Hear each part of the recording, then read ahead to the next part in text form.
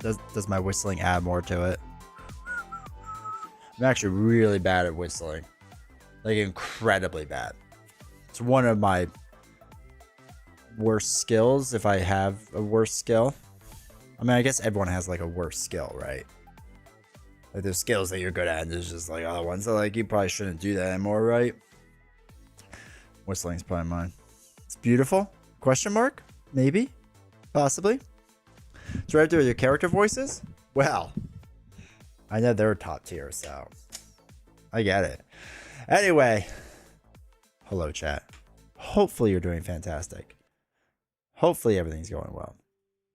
Today has been a day. Today has been a day. I was all hyped.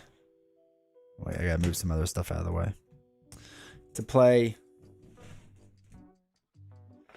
this game, which was currently on GameFound, and I was like, yeah, this will be good, because I like Rock Manor games. I think they make really good stuff. I think this could be a really fun game. It's a really heavy box as well.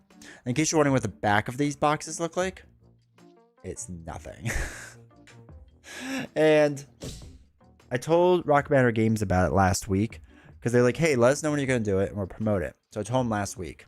I never got a response, which was weird. They're very responsive to things. So I was just like, okay, not a big deal, right? Whatever. And then I go to their GameFound page, and I'm like, oh, I should probably check it out, because who is it? Dice Tower did a video the other way, or the other day, and I was like, I should probably check out their playthrough to see kind of like what they were like doing and whatnot. And then I found out the project is canceled. Womp womp womp. It had 387 backers. All right. This is a really weird pet peeve of mine. The game's goal was $50,000. I know this is hard to say. Hold on. There we go. The game's goal was $50,000. It was at 77,000. It hit the goal. Now, the reason that they decided to not do it in their update or whatever was basically because like it wasn't on track for what they wanted, right? So it decided to cancel the campaign and make a move to Kickstarter for whatever reason. I don't know why they think Kickstarter would be better, but okay.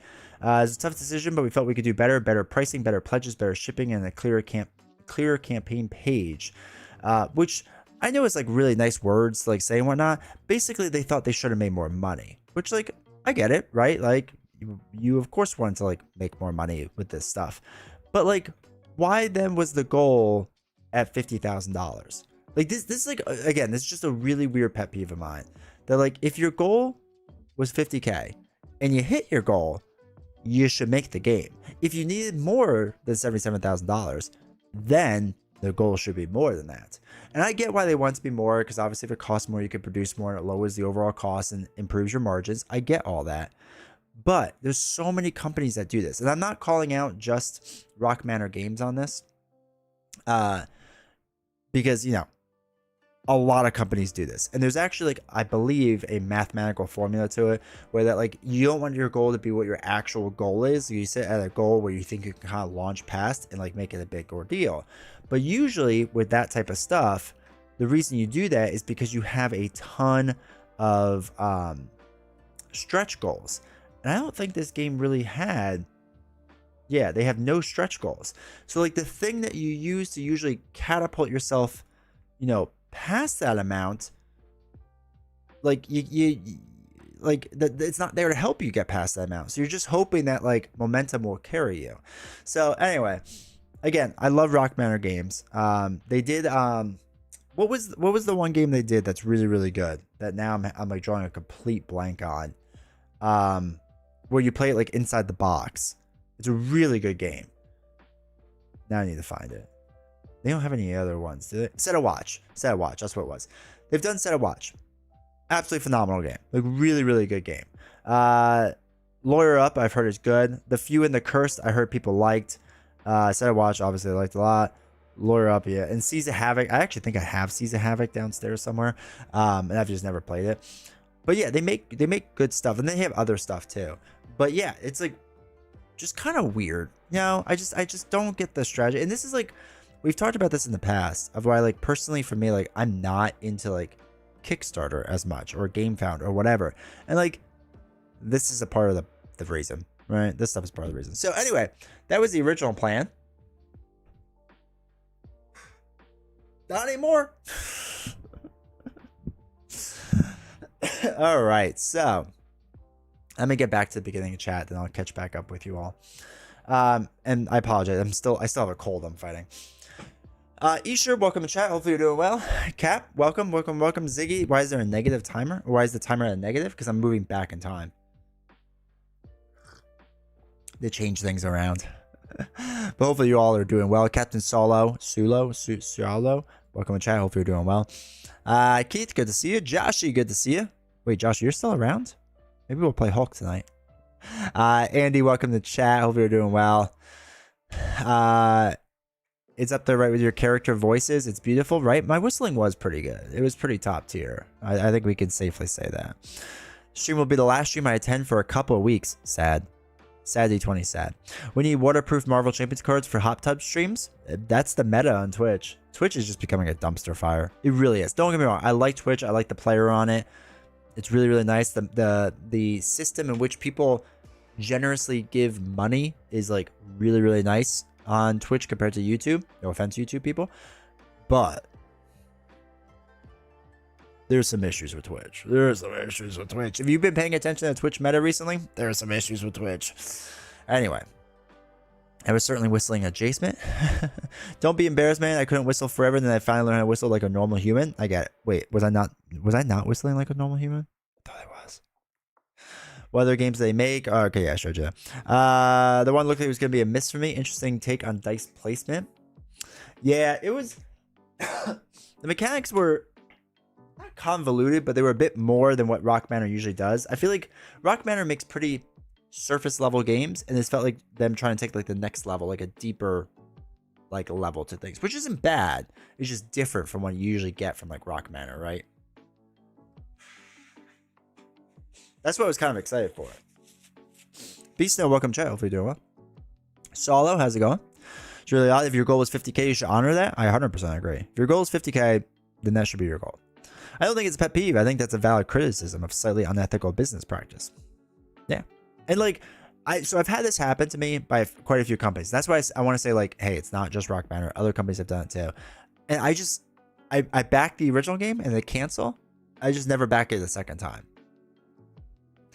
I'll be honest with you all. I'm a slightly religious person. I'm not slightly. I'm a religious person. And it's kind of like God saying, you didn't want to waste your money on this one. Don't do it. So I go, okay. Hey, that's what we're doing. It's because backers tend to back campaigns that are doing better than campaigns barely funding. There is data on it. Consumers do what consumers do. So Mike, I agree with that. And if that's the case, make your funding less than what it's supposed to be, right? So like if 50k is good, but not great, then make it 20k, right? Because if you're just going to cancel anyway, even if it hit funding, then what's the difference, right? Just cancel it. One Deck Dungeon had nice stretch goals. Nice. I like the online version of it. Don't threaten Joshua with a good time. Oh, also, these are my new custom mugs. We're trying different printers. Wait. And this one actually turned out okay. It's kind of blurry on the camera. There we go. That's better. I have to show you the other one. I was using Fourth Wall for a little while, and I got samples from them. They were trash. Holy cow, was I upset with them. So that was fun. It's been a really enjoyable time over here with merchandising. Don't threaten Josh with a good time. How about we make everyone wait another hour and I'll join your stream and give the people Hulk and Valkyrie team up that they want. We'll have to do that sometime. I don't have any of my Marvel Champion stuff out though. It's not over there. I have other stuff on this table that I will open up, but hot tub stream. I haven't been on Twitch in a while. Twitch is how to say this. Here's the Twitch meta right now. You say extremely controversial things to purposely rile people up, or maybe you're a true believer. I don't really know, but that's one. And you just kind of keep doubling down about it, and then you play a victim when you get caught on it for the most part. 2, you promote your adult website that has subscription pricing. That's like $1 billion. No, actually, I think it's like $100 billion company now. That's about it. That's the Twitch meta. That's what you do. That's generally the biggest streamers at this point. We still have another 47 minutes of chatting before gameplay. That's true. If we have any gameplay. I think the people have spoken that, and the fact that it takes more than a year to get the games. Yeah. I tend to forget what I back after that long. I get games that like, I get tracking information. Now I'm just like, oh, I forgot about that. I guess that is a thing. You should start saying controversial things like Doctor Strange is. Ugh. I can't even do it. It won't happen, so I can't even say it. We'll do the team up for my 2-year sub anniversary or something. When is that? When's your 2-year anniversary? I know Twitch like made a big to do on my back end. They're like, you have an anniversary, and I completely forgot. Only log into Twitch to watch you and maybe a couple other people, so I feel pretty safe in that. Keith, it sound. Jeez, I can't stop hiccuping. Keith, it sounds like you need me to do a hot tub stream. Is what it sounds like. So we'll do that for sure. Final Girl Series 3. I think everything was still like on track. I think because it's supposed to be coming by the end of this year. Oh no, they only have pre-production copies. Yeah, we're not getting until early next year then. Yeah, it's gonna be a while. Yeah, it's gonna be a while. I think it's April. Okay. I don't back a lot, but I'm excited for the Cosmere RPG. I didn't back the RPG, but I reached out to Brotherwise. Is that who's doing the TCG or the CCG, the card game? What's the card game version of it? What is it called? Does anyone know that? I think it's from Brotherwise that's doing it. But I reached out to the company. I said, hey, my community loves cards, like a lot. We should work together. And they were like, who are you? Why are you emailing us? Please stop. Please leave us alone. But I will I'll keep bothering them. And we'll get somewhere. We'll get somewhere. So that's the game plan. I want to see if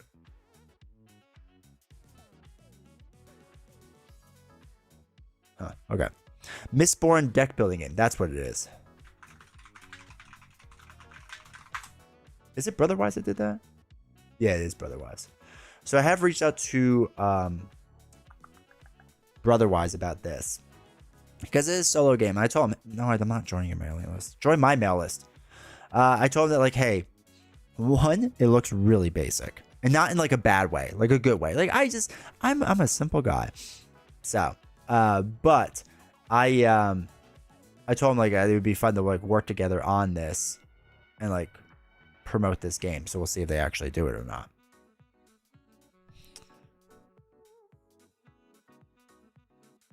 Wow. Loki is GOAT. We'll get a ball rolling for controversy. There's some people I think that legit like him.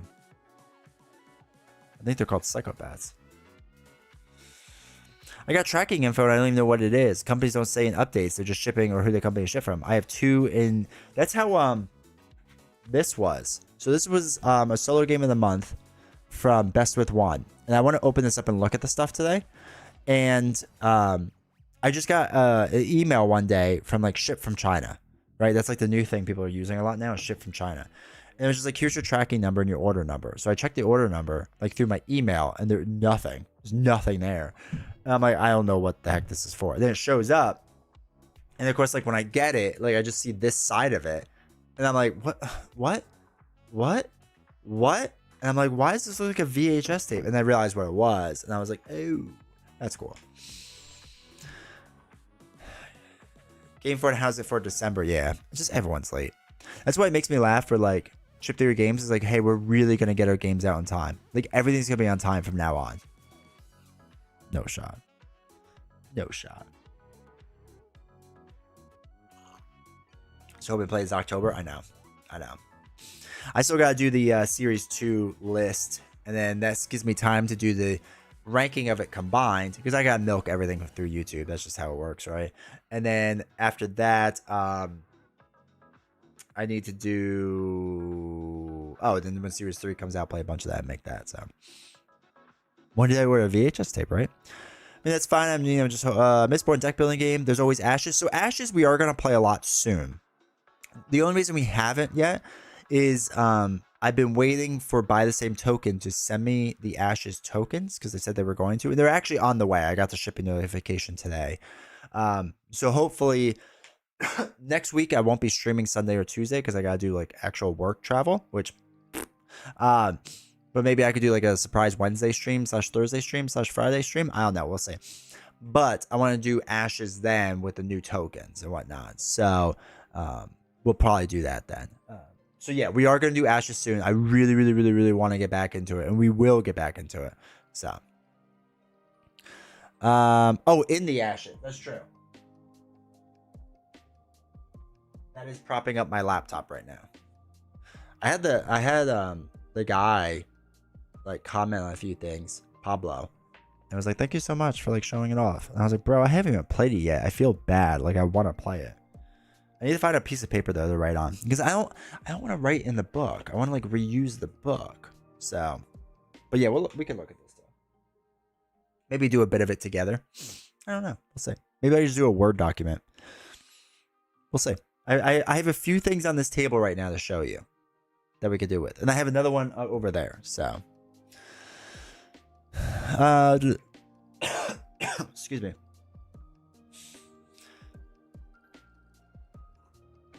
I'm a simple guy. It's why I play Hulk. Amen.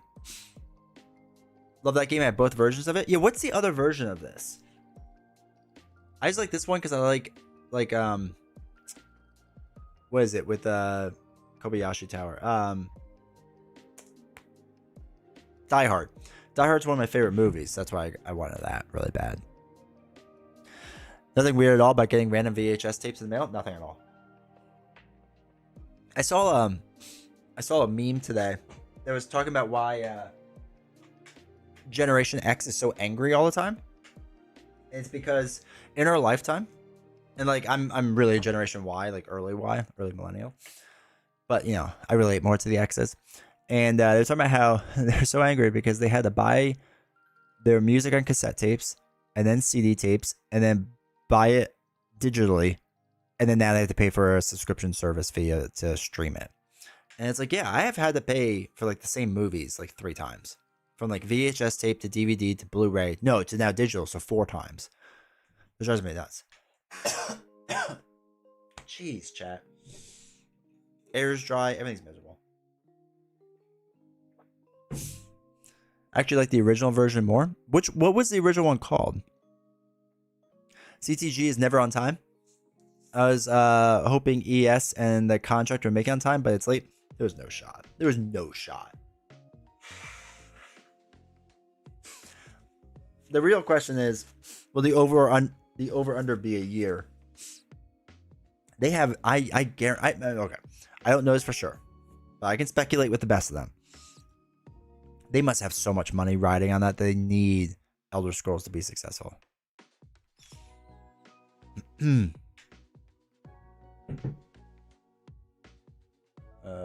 on 1 second. Excuse me. We gotta do our thing. Make sure to sign up for this.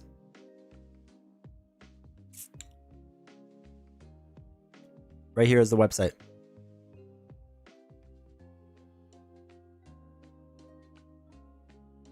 Be a vampire. Vampires are sweet. Streamraiders.com/T/D20 woodworking. For whatever reason, the bot won't show up at first. Thank you, Cap. Thank you for being there right away.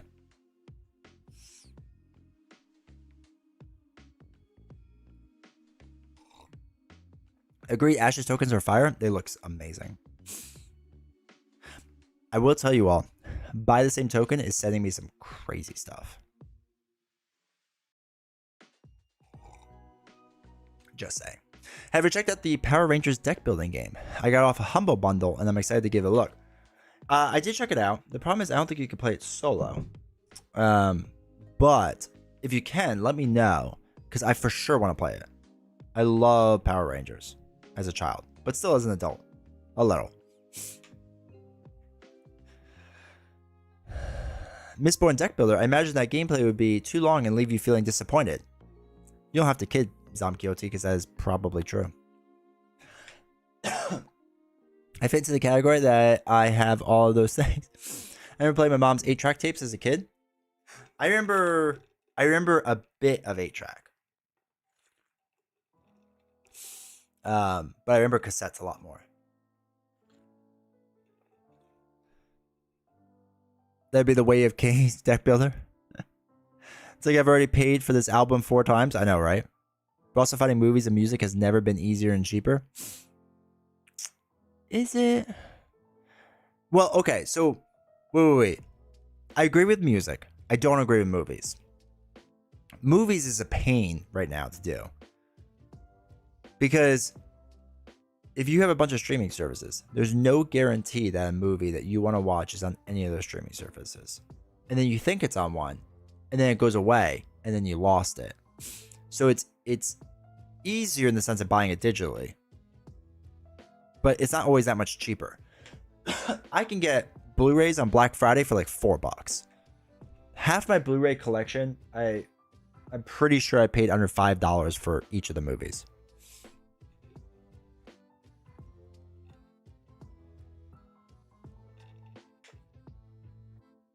All Sanderson novels look the same to me.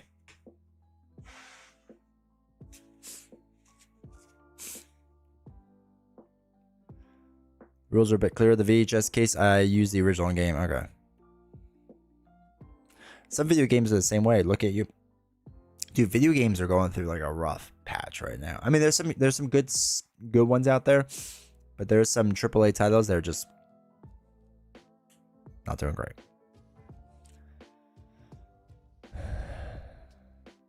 Stardew Valley, I think I have 4 different platforms. Any hype for yourself for the Magic the Gathering Marvel cards? Nope. I have not played Magic the Gathering since I was a kid. I don't need to take on another TCG. I am good. I am good. Oh, chat, community. I need your help with something. I forgot. That made me think of that. By the same token, has asked me to ask you if there are any ideas you have for tokens in board games that you would really want to see, that you haven't seen yet. Any game that's out there that you enjoy playing and you're like, hey, this game could be improved upon with a token or something.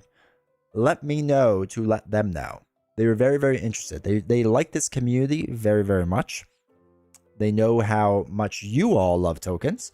And so they asked me to ask you all.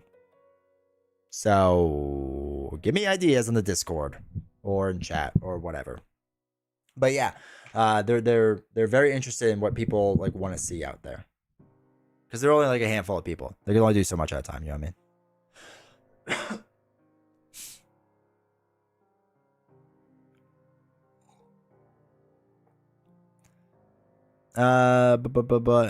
All right, we are gonna get a whole Cosmere deck builder before you know it. Oh, for sure.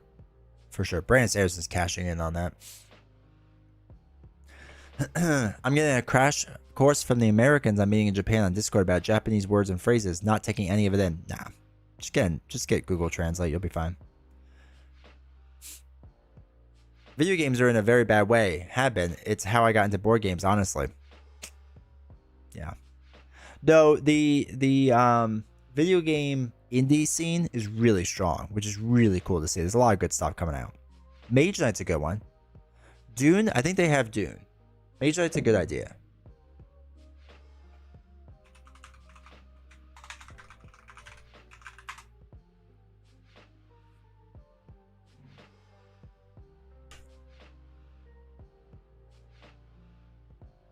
Yeah, they have Dune Imperium. So this is what they have. Obviously gorgeous stuff. But Mage Knight's a good idea. So extra custom token designer option provides. I pay extra for custom tokens. That'd be okay. For arcs is great, and I plan on buying when I get money for them. But I recommend to do the same thing with Blighted expansion. Oh yeah, I want to get their Lost Ruins of Arnak. I meant to talk to them about that. I want to get this. I want this.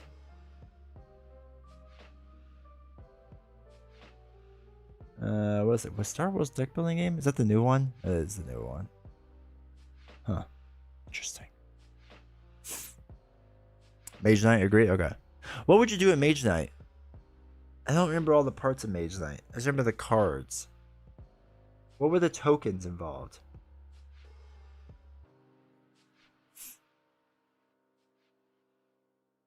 Because I just remember the dice. Were there tokens?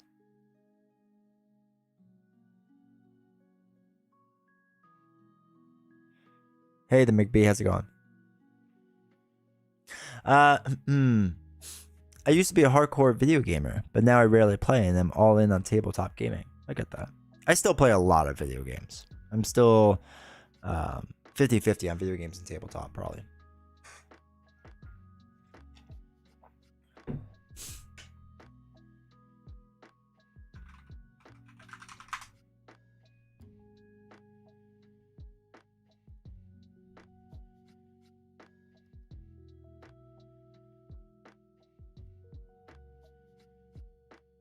Oh, the little crystal things could be interesting. Oh, they have these little shield things. Okay. Huh. That's a good idea.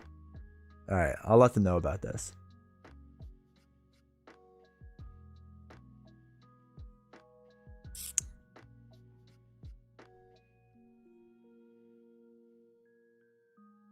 Been smashing Diablo 4 lately for most of my board games and some Arcs and Marvels. Nice.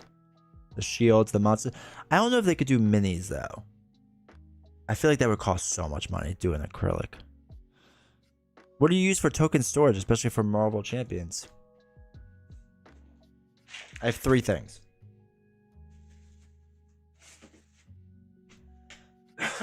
The one I like, which I don't really know if I'm supposed to promote or not because they make competitive tokens. This is Game Genix box. The lid comes off. And the reason I like this is because I can just take out a section. And I'm like, yay, and I put it right back in. I have 2 of these. Then I have big old Plano boxes, or fishing tackle boxes. The dividers are, you can move them around, so they can be wherever you want. So all of them go in there. And then I have smaller versions of them as well. I have currently 2 of these that I use. 6 of these I use, and 2 of these. I gotta get more of these. I'm sure I have them somewhere. I just don't know where.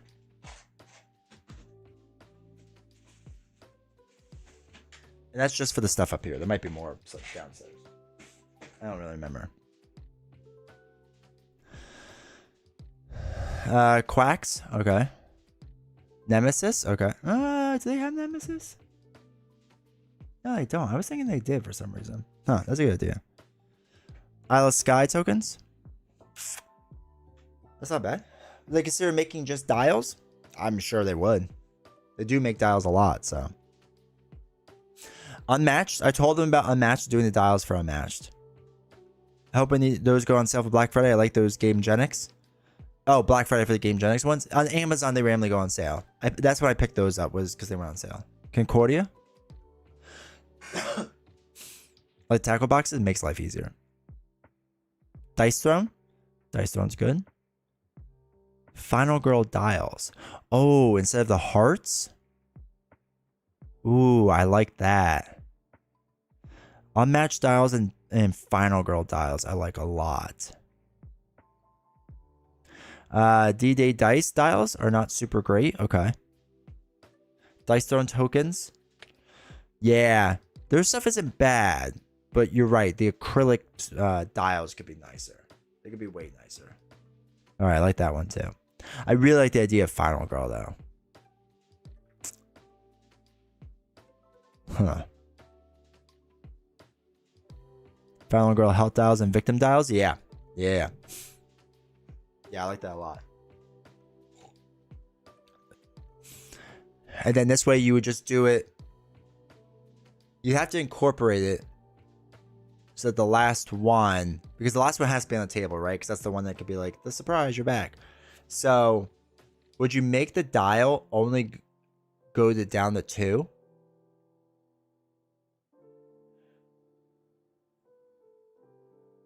Well, no, because like if it's on the white side, then maybe you color it differently or something.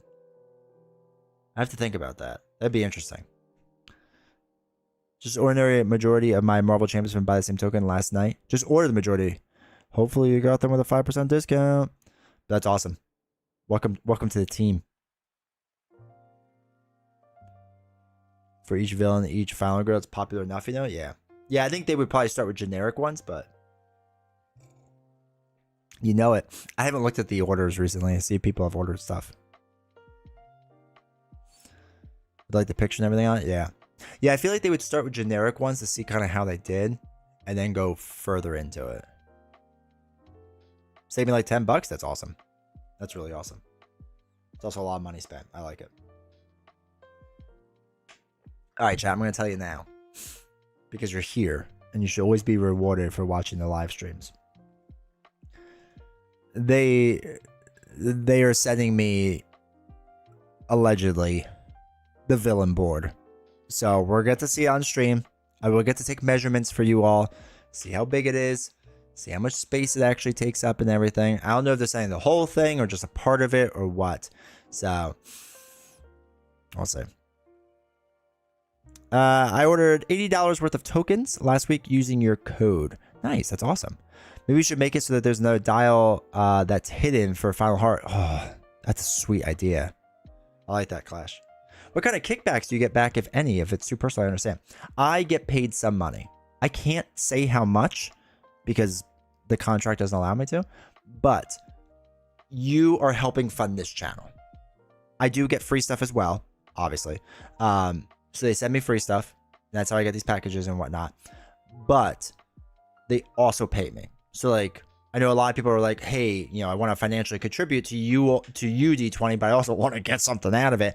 You do technically when you buy stuff from them. So I can't say how much it is, but yeah.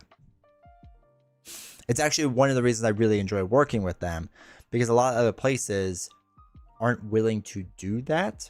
And then people are like, oh, hopefully it helps you out. And I was like, oh, it kind of does a little bit, but you know. But yeah, no, it's a really good partnership we have. The villain board I have? Yeah. I don't know what sections they're sending me. They just said, do you want it? And I said, well, yeah. I hate Marvel United's punch outs. Do they have Marvel United? Man, I thought they had United too. They got some work to do, man. They got some work to do. That's a good one. Marvel United is pretty popular with a lot of people, so that's a good one too. Is that the one Nelson has? Yep. It's gonna be a big board. I know. And I've warned them in the past. I don't think it will fit on my stream, and they're like, "Meh, try to make it fit." I was like, "Yes, sir." I actually have 2 villain display board things because I thought of Tower. Oh, nice.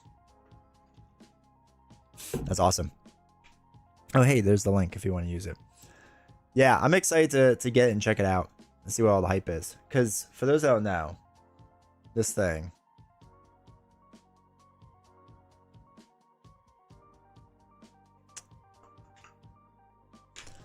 So I don't know if they're setting this one, which is 2 side scheme, a villain scheme, and or sorry, 3 sides, a main and a villain, or just this one. I assume they would just send me this one. And not the whole thing, which is a side, a main, and a villain. I do kind of hope they send the environment and weather one, but we'll see. Excuse me. I bought a villain stand from Etsy. It's not aesthetic, but it gets the job done. There's some decent ones out there. I've always said this about buy the same token. Like, there are ways, like, okay. Buy the same token is a Ferrari, right? Compared to a lot of stores on Etsy, which are like Toyotas. Will a Toyota get you to A to B? Absolutely. It will get the job done. It works fine. It's great. Will a Ferrari get there and it's really, really pretty, but it happens to be expensive? Yeah. Right? That's just how I look at it, right? Some people want the Ferrari. Some people don't. Some people are just happy with like basic stuff. And I had basic setups for a long time too, so I totally get it. So I get it. No hate. Spirit Island, Gaia Project, all the obvious suspects I imagine would sell well. Spirit Island could be a good one. They sell a deluxe one now, Spirit Island, and I have it, and it is pretty good. It's more wooden based, but there is probably a possibility for acrylic there. Don't get me wrong, I love Team Covenant, but I've totally converted over to buy same token for everything Marvel. They just do it better, to be fair. Team Covenant, I didn't mind their Arkham stuff. And actually their Ashes stuff wasn't terrible. Which, by the way, I have some to sell if people want them. Do I? Yeah, I think I still have that to sell. So I have that to sell if anybody wants them. But I like they're fine, right? They were fine. But I didn't love the Marvel Champions one. I like the simplicity of the Marvel Champions stuff at times. But at the end of the day, like once I got both, like I got Team Covenant first and then later purchased buy same token stuff, and I went, oh, well, I need to switch. And I just switched over time. Just got the one from JS on Etsy and I love it. Nice. New hammer on Etsy is where I got my Marvel Champions holders and stands. Nice. I make my own tokens and they are the Geo Metro of tokens. Fun fact, my first car was a Geo Metro. I had it for 2 weeks. 2 weeks I had that 3-cylinder car and then I rolled it 3 times in a circle. It was not good. Turns out I was still learning how to drive manual. I wasn't great at the time. And I was going down a gravel hill. And for whatever reason, instead of just downshifting, I went from 3rd gear to just neutral. Hit the brakes harder than I meant to. My back end went out. Kept sliding. And then my tire hit like the ditch on the side. Got caught and just rolled the car over. My phone at the time, whatever it was, Nokia probably, because I was young, flew out the window. And it was me and another guy who didn't have a cell phone.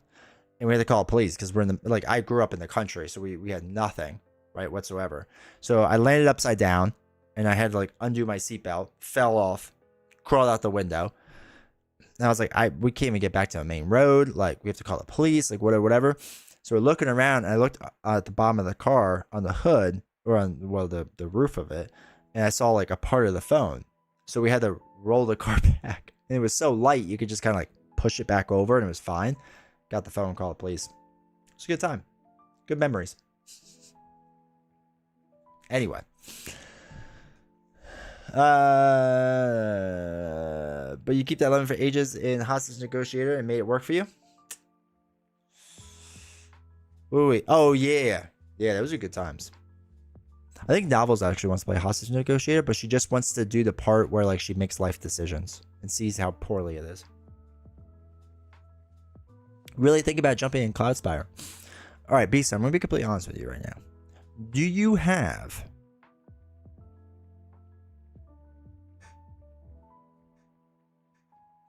a 4-foot table by a 4-foot table minimum? Like minimum. Actually, I think it needs to be bigger than that.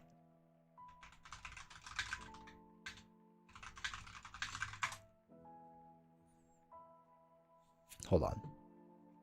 So wait, let me show you something really fast. Oh, I have the mat right there. How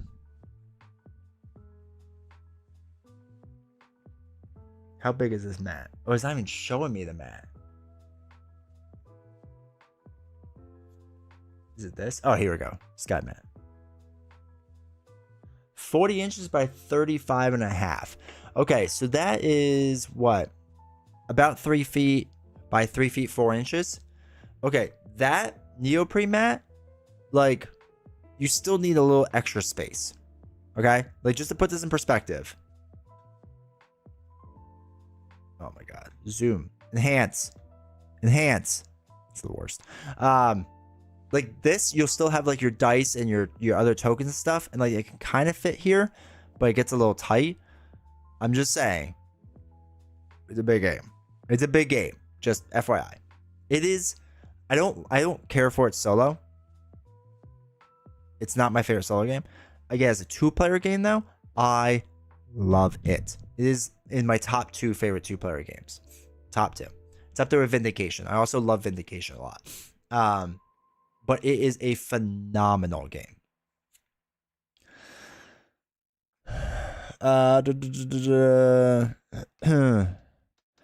Rolled a 97 Chevy Corsica. Ugh. Oh, Malibu. Okay, I know what a Malibu is. Poor choices. Don't do that. Happy you survived, though. Cloud Spider is fantastic. I have all this stuff already out. It's not that crazy big. It's pretty big. I had to get 2 folding tables to play it on stream last time, which was a long time ago. Have you tried Burn Cycle? I play tested the original Burn Cycle. I have stories if you ever meet me in person. I can never write them or say them out loud. But I actually like Burn Cycle a lot. I'm a fan. Another big game that will not fit on my table in which to play, but I do enjoy it. I think it gets a more negative rap than it should. And the problem is, the issue with that game, which may or may not have been addressed by play testers. May or may not. I will say that the way the game was sold was like Metal Gear Solid with robots. That like it was supposed to be like very sneaky. The way you actually win the game 3/4 of the time is just by punching robots in the face with a robot. Like, so it's kind of different. Like, there are certain situations where you have to be more stealth and sneaky, and certain robots that kind of lean into that, but they're not the stronger robots, so why handicap yourself? So anyway, I enjoy it. I think it's fun. I actually think it's a pretty good solo game, because you have to control 2 robots anyway, because you get like the other one that like follows you around and whatever.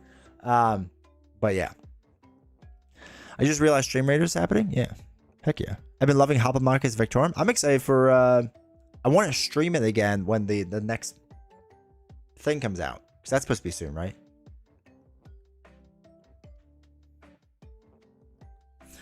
Burn Cycle is better than Cloud Spider in my opinion. D20 is 100% correct. The stealth is oversold. Yeah, it's really unfortunate. If I play 2 players, the guy I play with has a huge table. Okay, I will say, and again, you don't need to buy any of the upgrades for Cloud Spire. Well, like the other factions you can obviously, but like the minis you don't need. I have them. Do they make the table look even bigger? Sure, but you don't really need them. You don't need the play mat. It's just to put neoprene under more neoprene is the only reason you have it. Though Burn Cycle, you could put neoprene down, because I have the big neoprene mat, and then put the neoprene on top with neoprene on top of that. You can have a 3 neoprene sandwich. I like I said, I love Cloud Spire. I really do. My buddy and I played in PAX Unplugged last year. It was a lot of fun. We really enjoyed it. I mean, because I own it all, but we had nothing else to do. I was like, I'll teach you how to play it. It's really fun. I'm hoping Burn Cycle is there, so him and I can play it this year. But yeah, I mean, I should just have him over to play it, but we don't have like a good table to play it on, unfortunately. Anyway, really good stuff. But yeah, Burn Cycle is really good. I think it was just people expected one thing, and it kind of became the other thing, unfortunately. I have a decent. I also want Burn Cycle. I don't. Yeah, it'd be interesting to see how much they invest. Like, I know that like Burn Cycle and Cloud Spell will be reprinted in the future, but it'll probably only be when they do other Kickstarters. So there might be like long gaps to things. I finally broke down and bought Arkham Horror. Have you been enjoying it? And have been enjoying it a lot. What are your favorite upgrade tokens for the game? Let me tell you about buy the same token.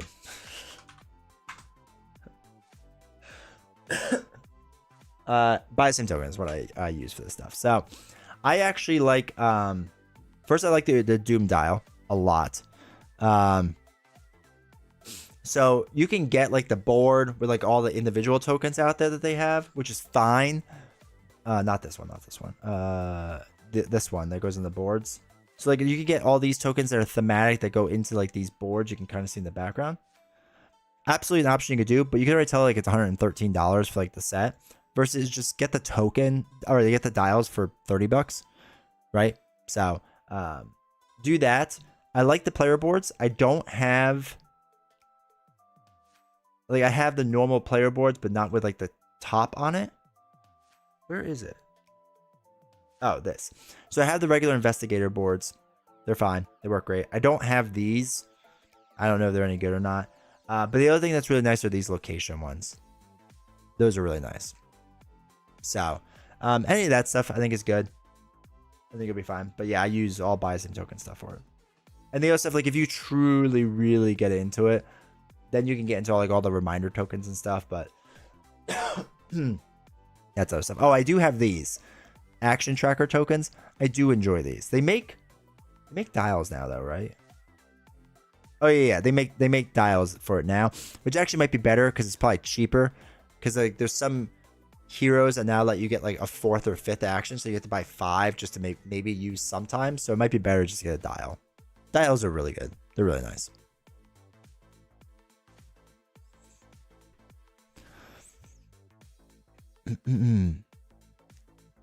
FOMO is making me back Cloudspire since the last chance to back it. Yeah, it won't go out of print. I agree, Mike. I don't think it will go out of print. Just this last campaign, they'll run for the near future. Yeah, I think they've just said on their Discord too that if it goes out of print, right? Let's say they run out of copies in future 20 strong pledges or whatever, they would print more of the game. Like, there's no reason not to. So they would for sure do it. I think you could still get Trip Lock. Right? Trip Lock is a game that they were like, we're never going to touch again. And I think you can still get it. Yeah, you could still buy this thing.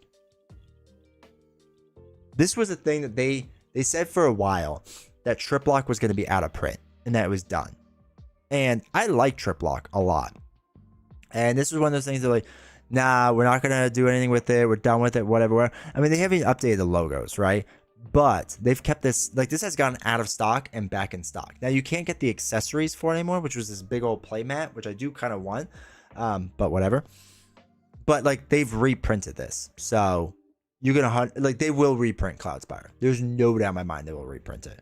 So this might be the best price for it, but it's not like an amazing price. They do Black Friday sales that are pretty decent. It might not be as good, but you know what I mean? The size of Elder Scrolls worries me. I'm going to buy a bookcase just for it.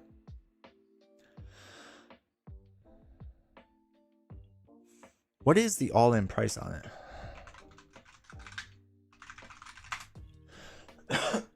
Excuse me. Woo! Raised 1.5 million with 2 days left. Good for them. Good for them. All right, so new bundle is 110.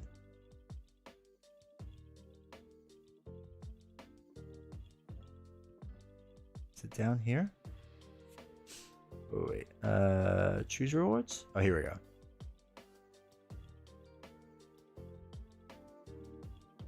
Old and new content. Wait, that's not it. All the new things.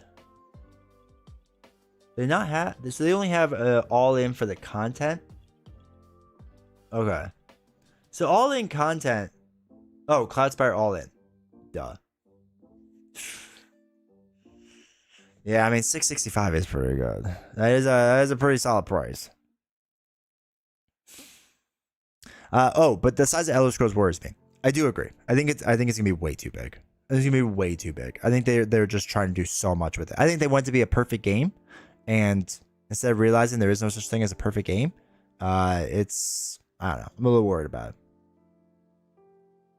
I can't wait to see if I've maintained or managed to retain enough money to go on a trip to go on a buy the same token spree when I get back. Need to get everything from the Age of Apocalypse wave. You should.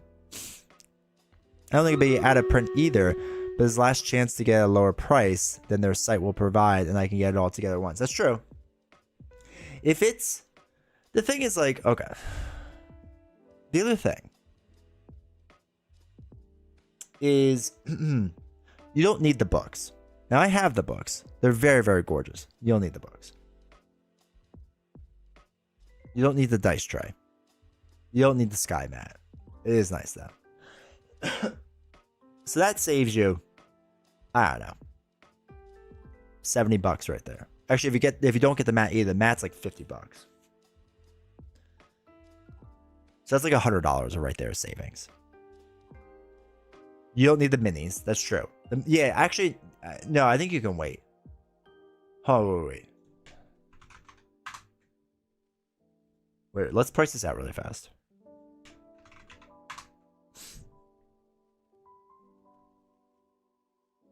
Wait, before we price it out.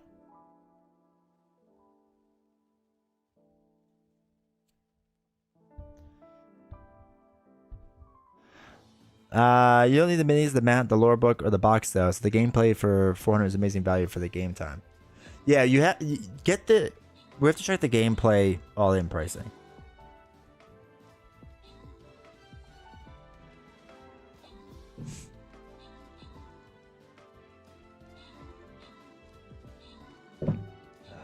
Time for a Red Bull. Just 10 months of $66 payment. Good job, chat. More for the viewers. All right.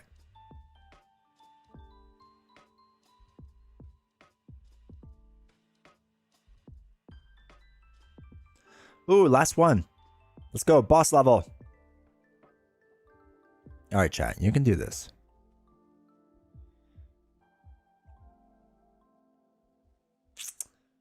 Okay. I can't get to my other guys. Is there a secret? I don't know. They're like over here. Oh, well. I guess I could do it this way. Oh, look at this big boy. Let's put him out there. All right, there we go, chat. Okay. So, we have, holy cow, 149.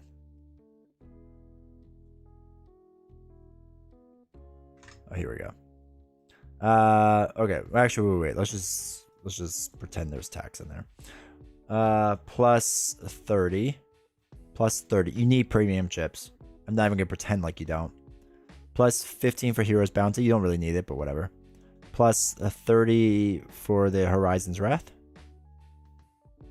30 for this one. 30 for Portals. You probably will want this soft cover book of scenarios. 325.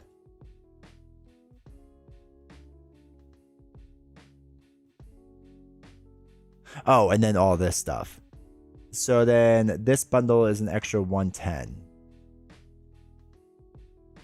So 435. So you're saving, what is that? $70 essentially. Which honestly, okay, so all in, I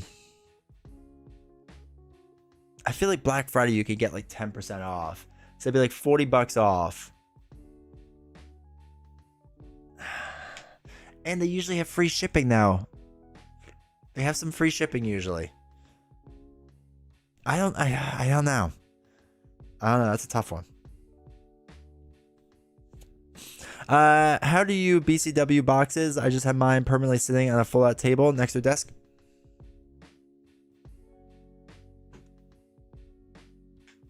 See the bottom of that bed? They're all hidden under that bed. That's where all of them are right now.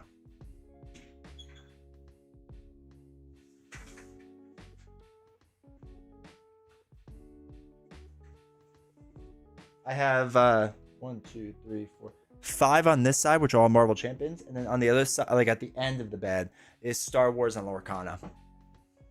And then all the other card game stuff is downstairs in a closet.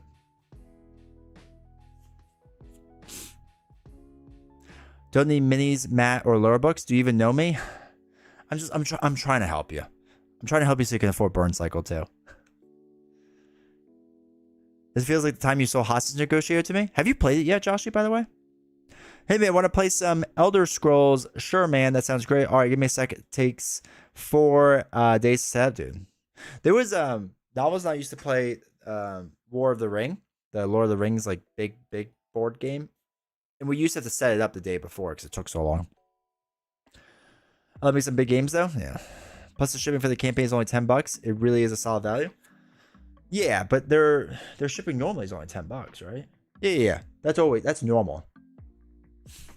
Flat rate shipping on all orders, $10. That's normal. And I think for Black Friday in the past, they gave free shipping. Put everything in the box behind its dividers, read the rules a little, and then forgot. Gosh. I'll do Burn Cycle next time they have a campaign for it. So you're not going to do Burn Cycle? Where I'm appreciating more and more of the game set up and play quickly. Dude, Keith, 100% agreed. I've gotten to the point that, like, I just wanted it to be simple. Like, I used to really like complex games. Like Mage Knight, right? Mage Knight's a complex game. I used to like it. I don't have time for that anymore.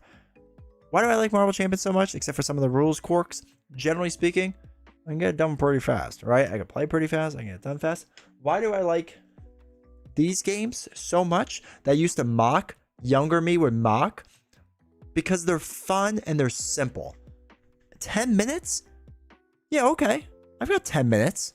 20 minutes now. But 10 minutes I've got. Hoping to play every time I go to Christmas. Nice. This is why I play Connect 4. It's easy setup, easy instructions, a quick 10 minutes, and I'm out. Yeah. My son and I play Connect 4 all the time. Like the big ones that they have at like amusement parks or whatever. Want to sort of test run a once-off game, get a feel for it, even though I haven't played Final Girl, and then to the campaign. Yeah, that's fine. Though if you just play like a regular game, it'll only take you like 20 or 30 minutes. It's a pretty quick game. The campaign takes a long time, but a regular game, you could probably knock it out in 20 minutes. Though I will say I'm super hyped because my other favorite game, Spires and Hildegard, Hildegard's new expansion is coming out, so that's in the mail. I'm really hyped for that. It's going to hold all the other expansions in it, I guess, which is weird, but sure. But new Spires End, I think, is coming out somewhat soon, right? Spires End Kickstarter. Like Greg is cranking away on it. Actually, I think I'm supposed to email him back. He wants to work together, and I forgot to email him. Don't tell him. I don't think he watches the stream, so don't tell him. Spires End Rangataki Tiki. September update. Prototype phase. Okay, so in September they were in the prototype phase. But I'm super hyped for this. We're still on track for delivery, estimated February 2025. Sweet. This is what I like to see, chat. That's what I like to see from my games. His games just come out. I think he was delayed once by like a month. It's perfect. I love his games. I love Spire Zone. Just like Arcs just came out, and the first thing I did was brought in the EOP mat, so I didn't have to use the board. It just makes it faster, you know? Yeah, 100%. Work got me messed up. I don't have time to set up an hour of foliage and trees and landscapes when I can just play a deck of cards. Hey, Giant Lasagna. When I played Dune, I had all the extra stuff for so that when you use 10 minutes to set up and take it out 30 minutes because of premium components. Yeah, that's why you have to get all the token holders. Actually, that's what BioSim tokens should do, is just come out with token holders. This is like a whole thing. I like acrylic token holders for acrylic pieces. I know it's going to cost $5,000, but still. I used to have a large Connect 4 in my classroom, but the school removed it for some reason because they hate fun. I still rather play a long, complex game. If it stays on the table for a couple days, I'm okay with it. See, Mike, I would be okay with that. I just have no table to leave it on. That's my problem.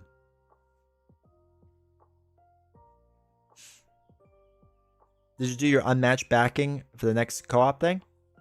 Oh, Teenage Mutant Ninja Turtles? Yeah, I got it. I have to look it up. It's not on this computer. I got the game, like the regular pledge thing. And that's it? I didn't want all the minis. I didn't get all the minis. Because I like the little tokens. Like, I think they're just nicer to play with. Personally, like, too many minis, I think is going to be too much on the board. Especially when the board's, like, if you play a smaller board, it's only, like, that big.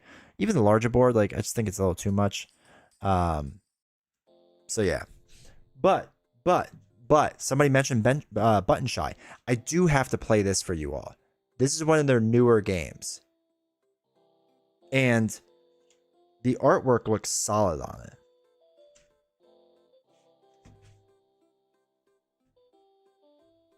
Give me a second. Oops, no wait, this way? This way? So I really like, I don't know how to play yet, so don't worry about it. But I really like the artwork on it. So, we have to learn how to play that and play it. But they sent me this, and they were like, "Can you show this off to your community?" I was like, "Yeah, sure."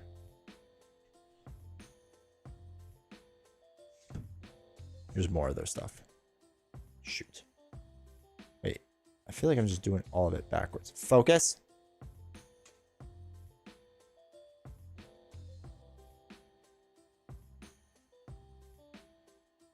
So yeah, anyway. And it came with other decks too. I don't know what they do. So I have to read the rules. But I brought this over here too, so we could look at it. I just brought a few things to look at.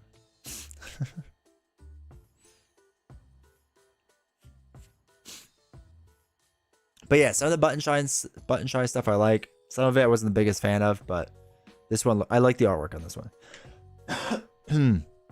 My Tainted Grail, the first time I played it, just lived on the table for 2 weeks straight. I didn't have a cat back.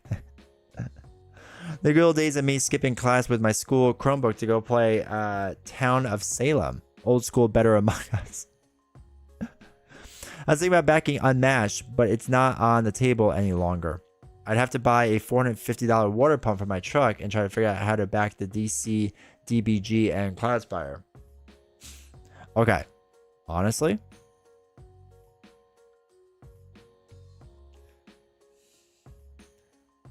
I would rather play Unmatched than Cloudspire every day of the week. Every day of the week. Good deal. Did you go for the bad guys deck? Yes, that's what I got.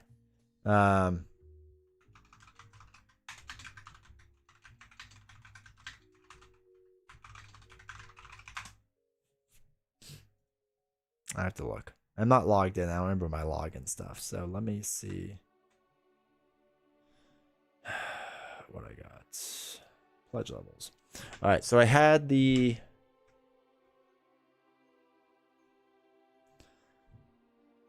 one, the Pizzarama one. Yeah, I didn't get this. Pizzarama. I didn't get that. I didn't get that. I may have gotten that. And I got that. I didn't get the sleeves. And I think that just came in the thing, right? 24 small figures. Like, I want the acrylic tokens, but I don't want all the small figures.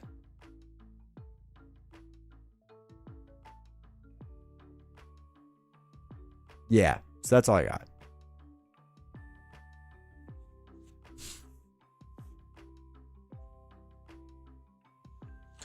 The trip has actually been the first time in 5 years since bringing the cat home that will be apart for more than 48 hours. It's no wonder he's at my side every time I walk around the house.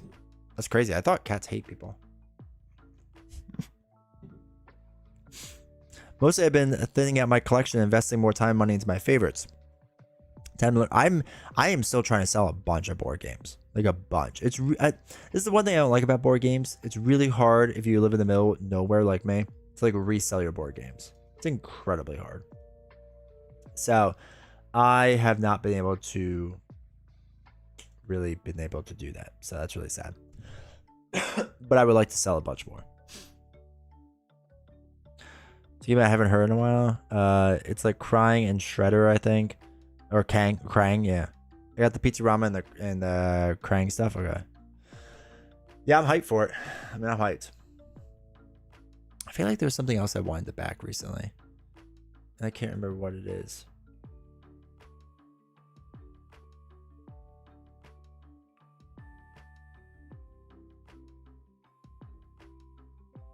I don't remember. Mix. My cat acts more like a dog than a cat. He loves people. He'll greet strangers at the front door. He follows me everywhere. And even high fives for food and does tricks for treats. My clicker trained him too. That's hilarious. That does sound like basically a dog. Oh, all right. Let's keep chatting. But I need to. Is this mat even? Oh, the mat is well placed out. What is? Oh, it's my water. Okay. Hide the heroes. Oh, so Actually, I'm going to open this first. I'm going to open up Hunted because I want to see what's going on here. But I need to possibly zoom in the camera. And you got to do it digitally. Is this the right camera? 104.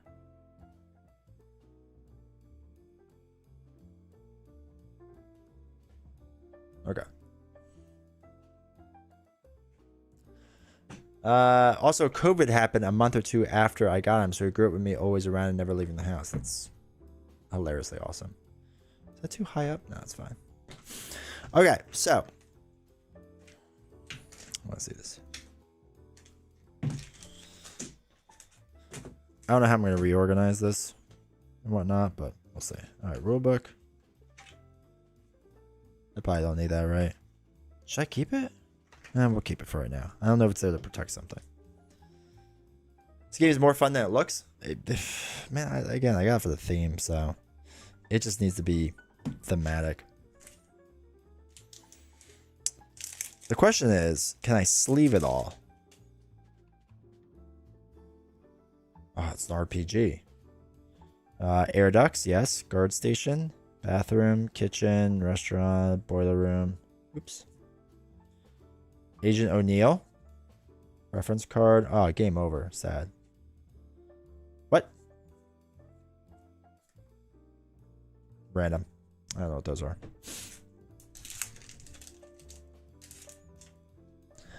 Alright. Barricade. Search pockets. Standoff.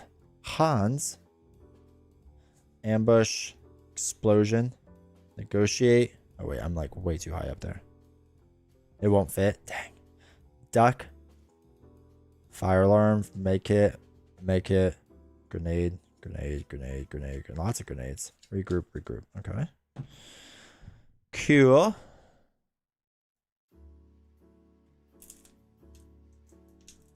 I am generally a sucker for sleeving everything, but you know, sometimes if you just can't, right? That's just the way it works. Doors. Lots of doors. Hallway. Lots of hallway. Bad guy? Oh, it's the brothers. Okay. Sleeve cards won't? Yeah. Okay.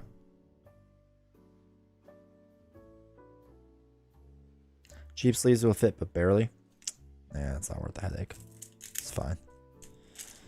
I'm not gonna stress about. Ooh, that card's a little damaged. Just push that back up.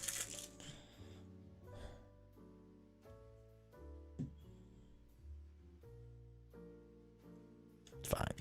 Fine. Don't look at the top too much. It's fine. It's fine. Mr. Kobayashi. Ellen. Oh, she's pregnant. She's pregnant. She needs the couch before she goes to the bathroom. Don't worry, she's not due yet. Man, I can quote the whole movie.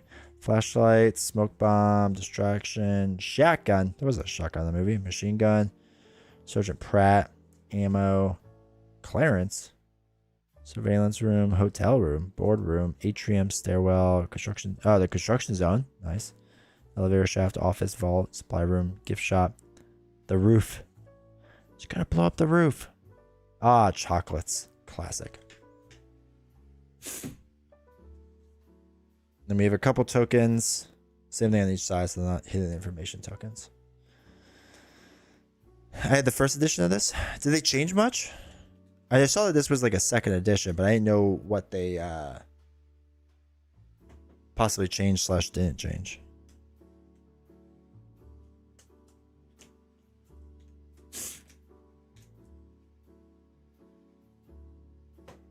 All right, so rulebook.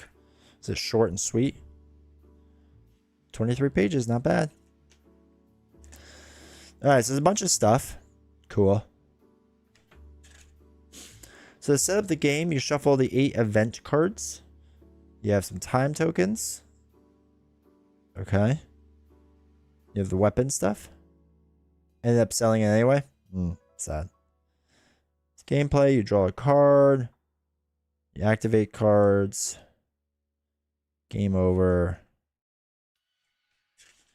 Rome Fate of an Empire is it's way on to me now. It's the other solo game month I bought. That sounds familiar too. Doors and hallways, different locations, keys, endgame scoring, fighting, and you have to reach the roof. One final battle to attempt to stop Lars from escaping. If you're able to hit him 3 times, you defeat him, rescue your wife, and win the game. Classic. And there's a 2-player variant. Huh. Lots of generic dice. Cool. Yeah, I think I got a couple of the games from this, and I'm not 100% sure which ones I got, unfortunately. They were just random ones.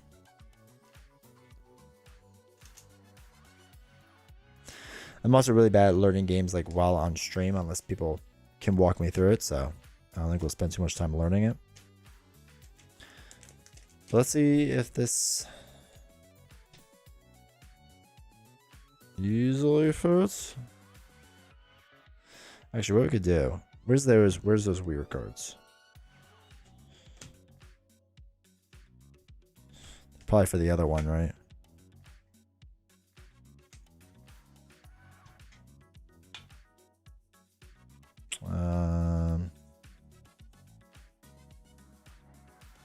Got some of these. Ooh, that is going to be a tight fit. Huh. Piles are not worth that big. That's the thing. I like the idea of these cases, but at the same exact time, this does make things a bit harder to fit in everything. I think if I do smaller piles, maybe. Oh wait, no, I can't do it that way. Oh god, chat. What's the secret to solve this? Is this the game? You have to figure out how to put it all back. Okay.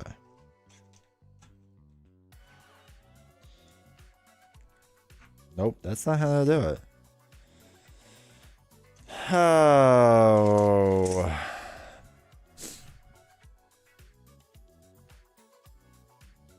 This is expert too? It feels like it, dude. Push harder and ruin cards, that's the secret? That's fair. Alright, hold on. Alright, I opened up the box. There were half the cards. No, they were just like 2 piles together. I should be able to do this.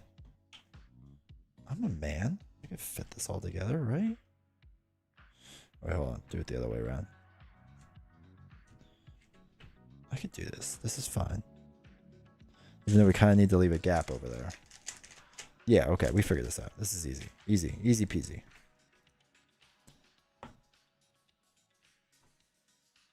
Okay, so the new problem is that there isn't enough room on the side there.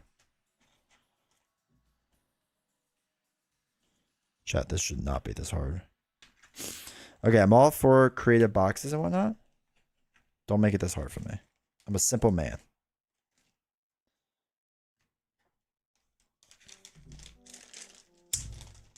Also, I feel like the dice could fit in here better. Oh, wait. Let's try something out.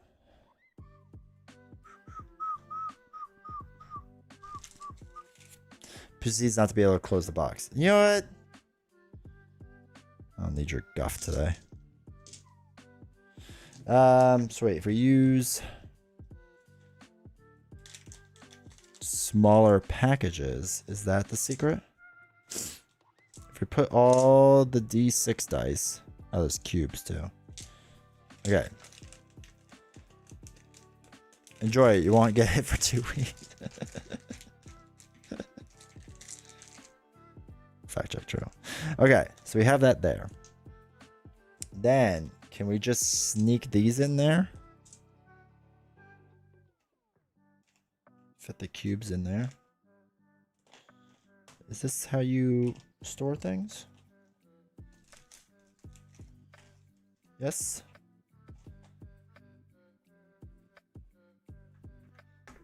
Oh.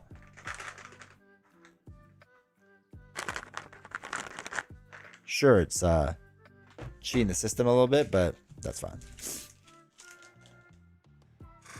This is one of those 10-minute games you like. Yeah, I like when it takes 10 minutes, including open and box away. Let me get mine out and walk you through it. No, I got it.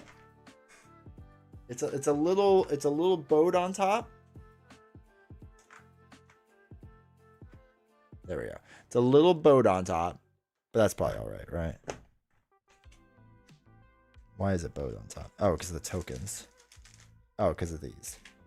No, that could be fixed. There we go. There we go. This is good. This is good, chat. Oh yeah. Yeah, it's so perfect. Oh yeah, this is much better. Oh god, yeah. Easy. Easy, solve the problem.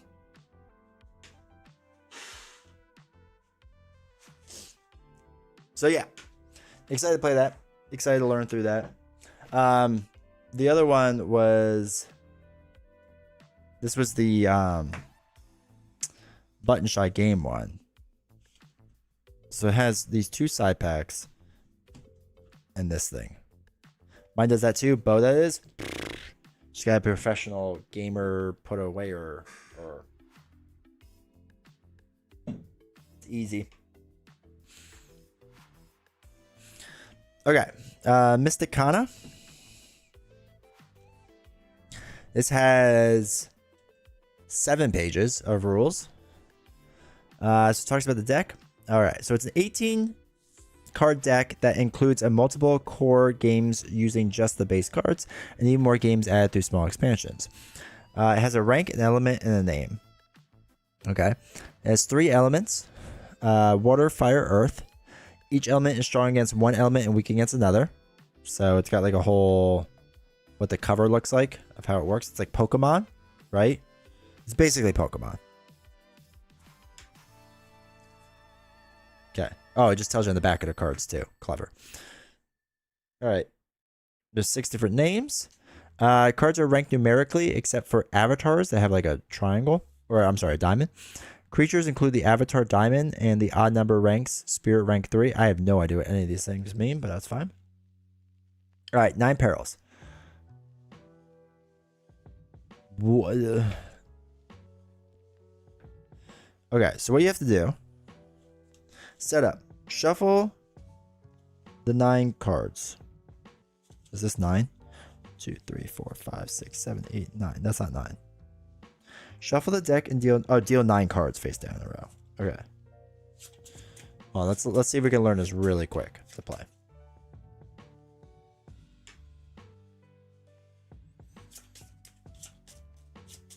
Okay. So, shuffle the deck and deal 9 cards face down. 1, 2, 3, 4, 5, 6, 7. 8, 9. Trust me, there's 9 on the table. There we go. Has anyone played Horde High Command? Found it unopened at a thrift store and curious of if it was complicated. I have never heard of it, to be honest. Alright, so we have 9 down. Flip the center card. 1, 2, 3, 4, 5, 6, 7, 8, 9. Center card. Flipped. Easy. Gameplay. Over a series of turns, discover and avert 9 perils. Each turn, perform the steps below in order. Just zoom out a little bit so you can see this a bit better. There we go. All right, so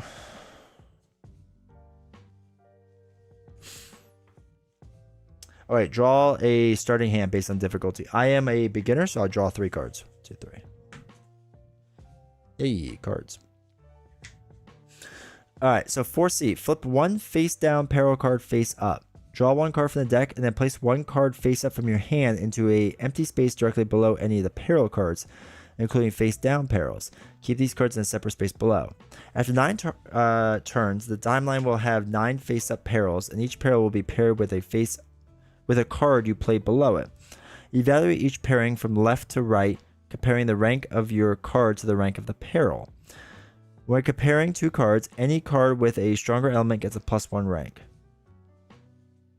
Since avatars have no rank, compare them to other cards based... I have no idea what any of that means. Okay, it's fine. An avatar is higher than any other card's weaker element, lower, strong... Okay, that's fine.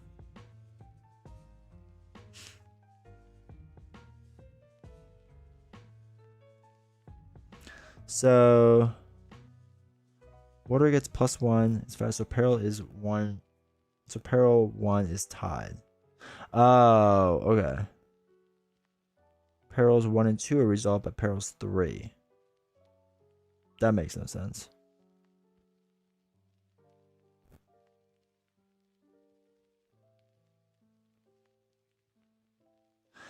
Perils 1 and 2 are resolved by peril 3? That makes no sense to me.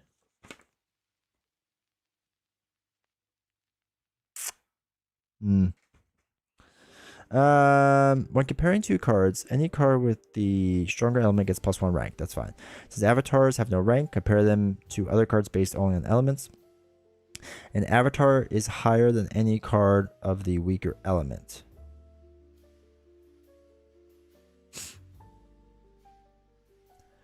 Right? Compare them to other cards based only on elements. Higher than any card of a weaker element, lower than card of stronger element.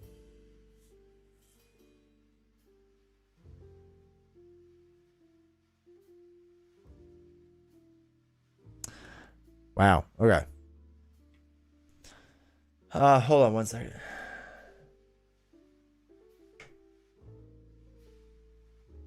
Chat. This is not good for a boss battle.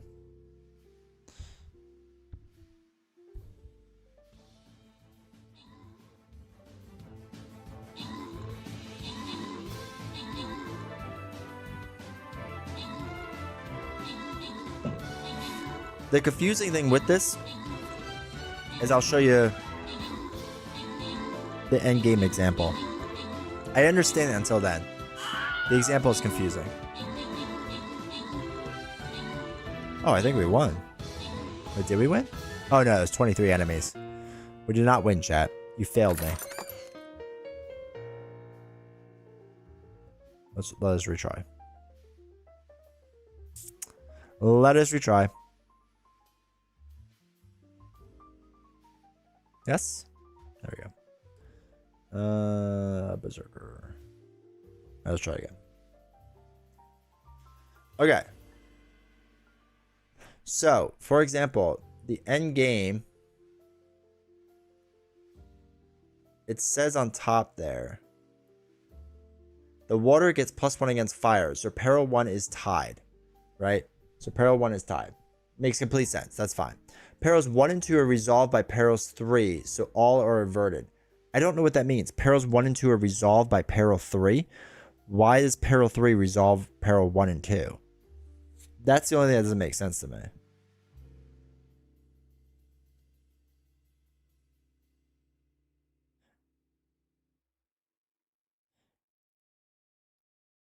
Alright, so perils 1 is tied. Perils 1 and 2 are resolved by peril 3. Yeah, it doesn't make any sense. That's the one part that doesn't make sense to me.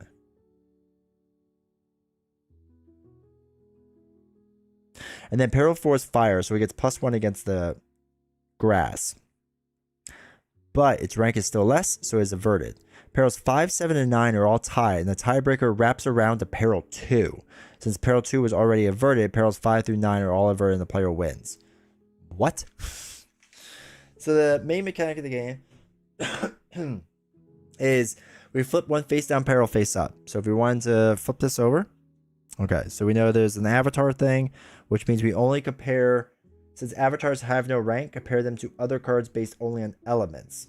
An avatar is higher than any card that's weaker element, lower than any with a stronger element, blah, blah. So we only have, oh, then we have to draw a card.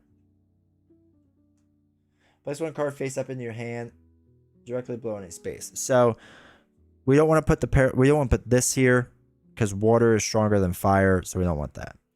So like hypothetically, we could say, hey, we're gonna do like a 2 here. Because why not? We don't know where anything else is. All right, play 1 card. Okay, so then we have to flip a face-up card. So let's flip it up here. See how we did. Terrible choice, it turns out. So we're gonna lose that. And then we get a water card at least.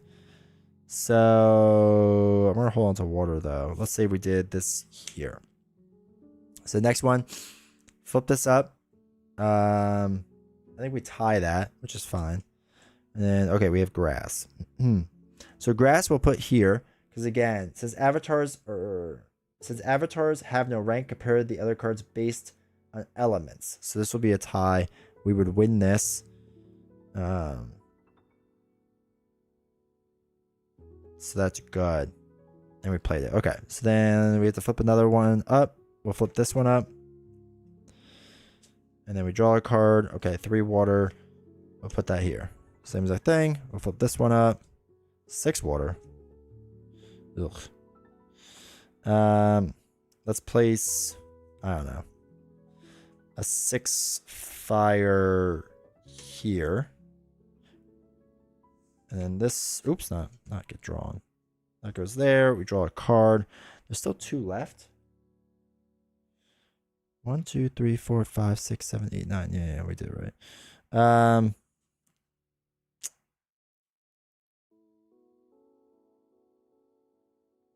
All right, so we wouldn't draw anymore. So if we did, let's do it there.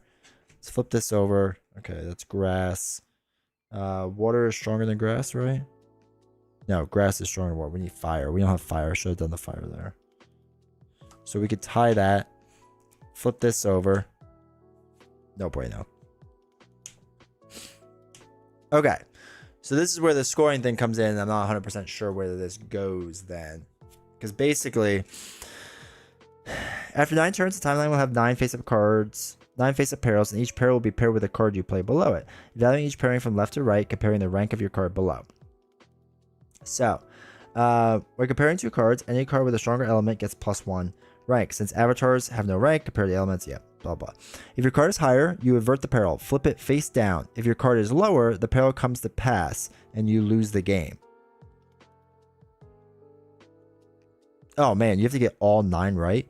Resolving ties. If 2 of the cards are tied, the outcome of this peril and the one to the right of it are both determined by the peril 2 columns to the right.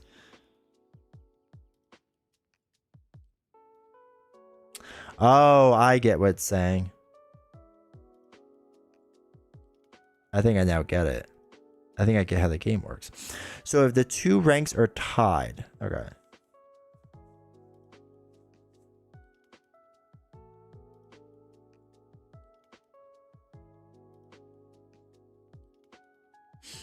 Okay, so the 2 ranks are tied. The outcome of this peril and the one to the right are both determined by the peril 2 columns to the right, wrapping around to the right edge if needed.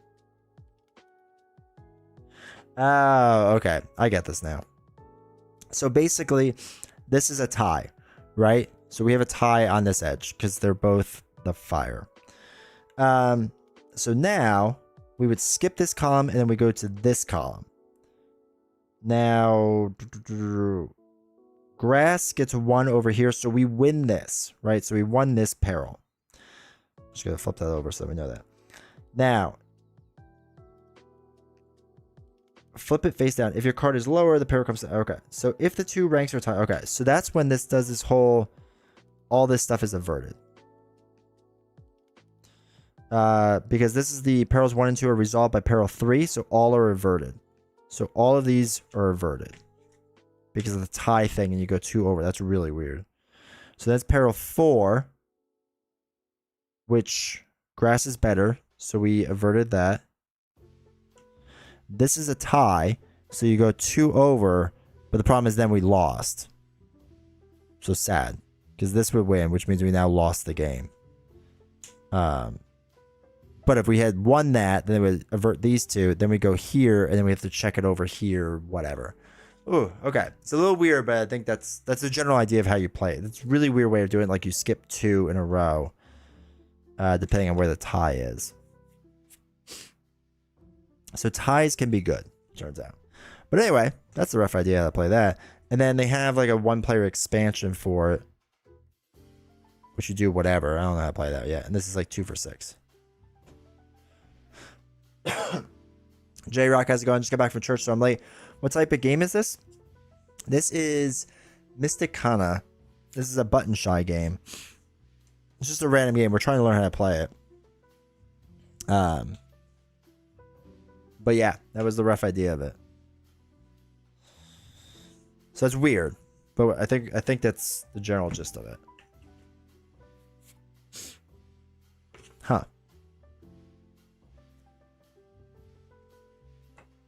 All right, chat. We figured it out. Let's try it one more time.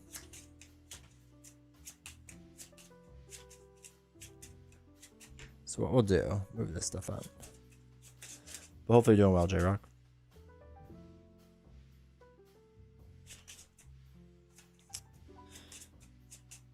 Okay, so 1, 2, 3, 4, 5, which is gonna get flipped over.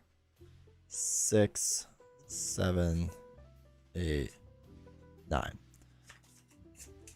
And then we play beginners, so we draw 3 cards. Okay. So the whole sequence is we flip down a face down card, and then we play it or draw a card and play a card. So again, if it has this symbol, we're just comparing the element, and that's it. If it has numbers, we compare the number to the other number, but we get a +1, -1 advantage depending if we have a stronger symbol. So, for example, I want to flip this over. So it's water, fire, draw a card. So this is not good because this would give us an advantage, but only gives us a 1-point advantage, which is not good enough to beat it. So if we did the 2 here, we want the fire to beat there, right? Because we're not comparing the numbers, we're only comparing the element. Okay, easy enough. Next one, let's see what this one is. Okay, water, draw a card. Okay, so for example, if we play this one here, we get a +1 advantage because grass is stronger than water, right? Thank Pokemon. So it'd be a 5-5. It's 5-5, it would be a tie, which means we would go to this card here, and whatever the resolve of this card is, resolves the other 2 cards. Really weird in how it does that, but that's how that would work. Is managing when you have ties. A tie will let you bypass a loss to the right. Since yeah, exactly.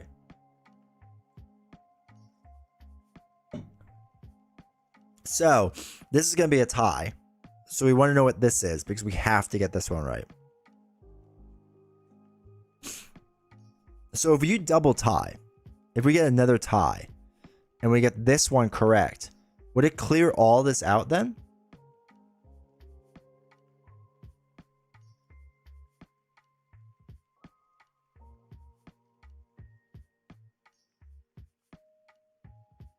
I would assume so. Yeah. Okay.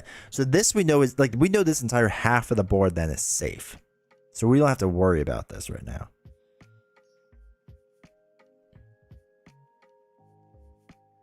Well, assuming we put this water here because water has an advantage. So this would be a tie. This would be a tie. And then we win. Cool. So then clears this out. So we have to worry about what this one is. 2 grass. Okay. That's fine. 4 fire, 3 fire. Well, let's do the 3 fire to be safe right now. Well, do we want to be safe or do we want to win? Oh, wait, we could do 3 grass and just win. There. All right, so 3 grass would win us that spot, right? Because it's a tied amount. So we just go by the number. Okay. So then goes to the next one because that's just a straight win. It's pretty hilarious. Hades run ended up with 400 hit points and 90 damage reduction. I need to get back into Hades. Oof. Oof. Okay. So we could play this to tie it. And then we have to see what this is and we have to beat it. 5. If we tie it again, it goes all the way to the last not tie, which is this one, which means we win the game. So we could put this here. right? Because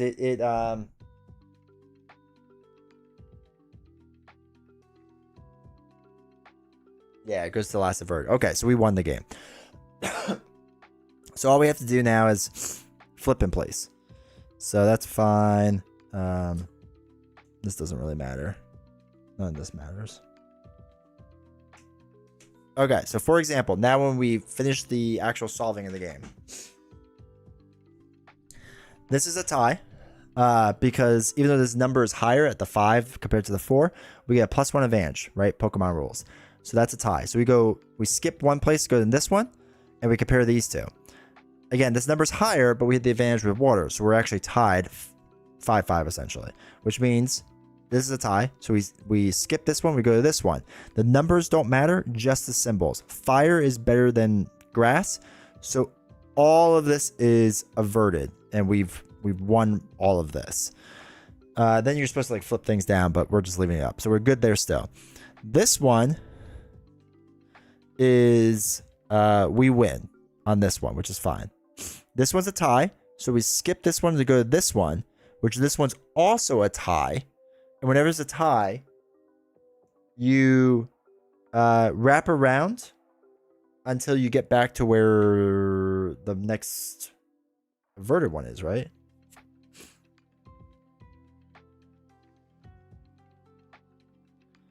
Yeah, because it was already averted. So these were all averted. So wrap around, and then this was already averted. So that's like the real way you would do that, right? So this was a tie. Skips. This is a tie. Skips. This one. So averted, averted, averted, averted, averted. We go to this one. We win. Averted. Go to this one. Tie. So we go here, which is a tie. It comes back around to technically this one, and this one was already averted.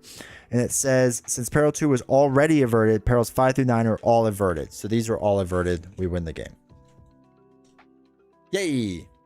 We learned the Pokemon. So, all right, that's a fine little game, the way that works. I can see how you can, like, not game. I mean, obviously you can kind of game it. But it's an interesting way of doing it. I don't know if we'd be able to replicate that over and over or anything like that, but yeah, nice, cool. Now there is a 2-player variant to the game that you could play, but again, it's a quick little game. Just want to do something fast, something simple, easy. But yeah, they have a 2-player, 2 to 4-player, and a 2-player version of the game. Seems cute, yeah. Seems not bad. It was super uncommon run. Usually turtle builds are pretty mid in Hades because it's often more effective to dash out of the way of damage. Yeah, that's true. Have you done the second one yet? Alright, so what's this? For those who stumble into the cave of Djinns, there's only one way out. Should you fail to solve the Djinn's riddles, you will surely shuffle a raft. Ah, you have to make a whole pyramid thing. Interesting. Oh, yeah, it's like a whole riddle thing. Huh. Alright. That's something we'll save for that time. That is something we'll save for that time. And this one's a 2 to 6-player expansion one, so we're not going to worry about that. But yeah, that isn't terrible. 2, 3, 4, 5, 6, 7, 8, 9. 2, 3, 4, 5, 6, 7, 8, 9. Something to travel with when you're playing? Not terrible. Too much reading on that? Yeah, I'm not reading that much. I read once already today.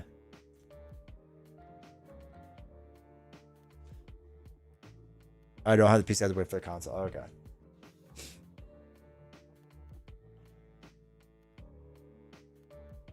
You already saw I wasn't even reading the other one.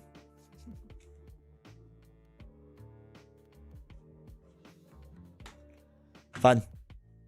Fun. Ooh, almost knocked over water everywhere.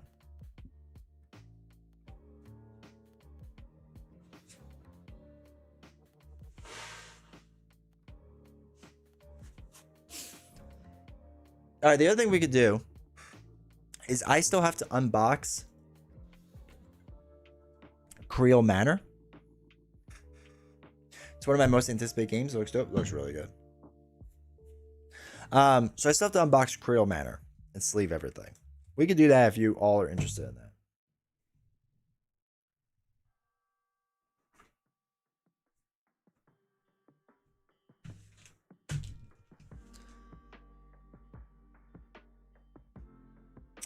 Are there other quick games you recommend? So I like this trilogy. I'm like holding on the table like you can see it. I like this trilogy. You don't need all of them, but Orchard, Grove, Forge. Actually, I haven't played Forge yet. I played Grove. I think it's a much better version of Orchard. I assume Forge is an even better version. But these, like, you could knock out 2 games in 10 minutes, like really quick. They're really quick games. I think we could do Grove pretty fast. But yeah, then chat, just let me know if you want to do unboxing of the other one, the Creel Manor.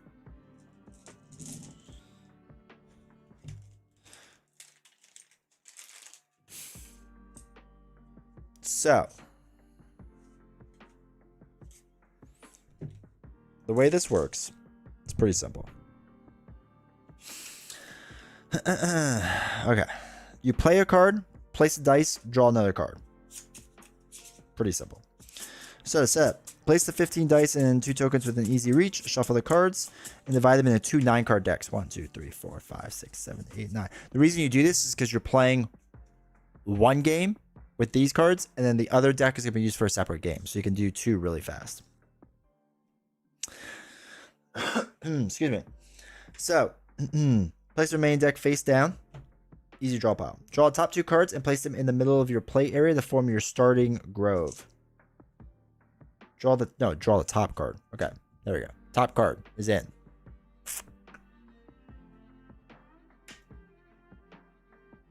Just zoom in on this a little bit.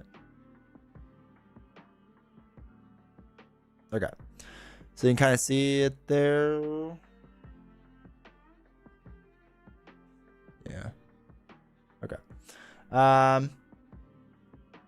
Okay. So what you do each turn, you draw 2 cards in your hand. So I get these 2 cards. Okay, 2 cards in my hand. So what you do is you play a card.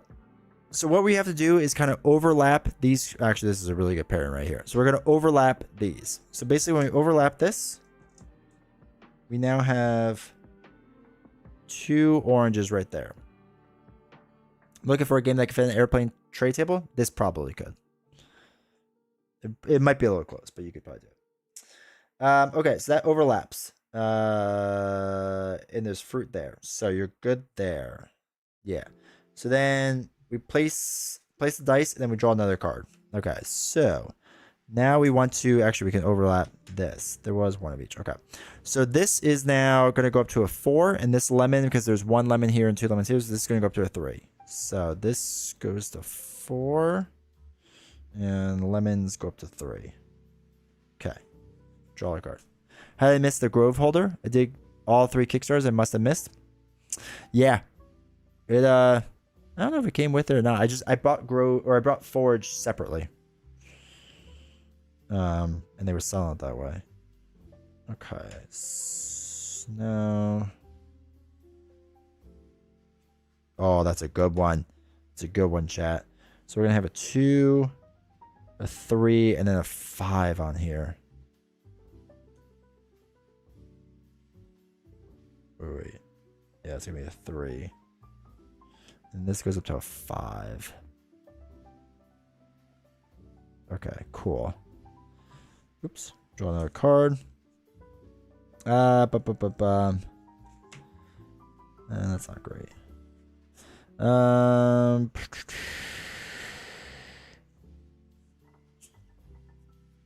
then eventually, right, when you get it high enough, so you keep adding on. If the dice value exceeds 6, then you rotate to 10.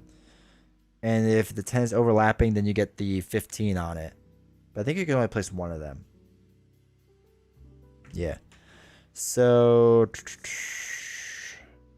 I don't know if any others make sense right now. I think if you could still do it on an empty space and it just becomes that space, but you can't put an empty space on top.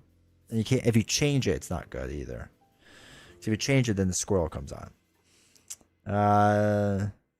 If a glade overlaps a tree or another glade that has a dice on it, then place the die without change. Oh no, that's right. The glade, you can be fine.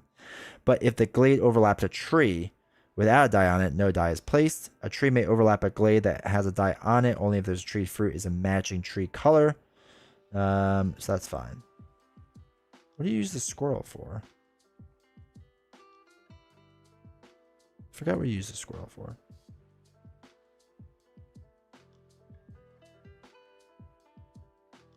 However, once per game, you may place a tree that does not match another tree, and then use the squirrel. That's what it is. What are you saying? Two lemon and 1 lime at top.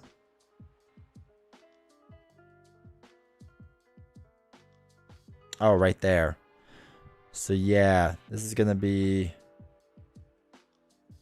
2 more onto this, which brings this up to a 10. It brings this one to a 2. And a glade on top of a glade. Sweet. All right, and then we could do that there. We could do that there. Actually, that's not bad.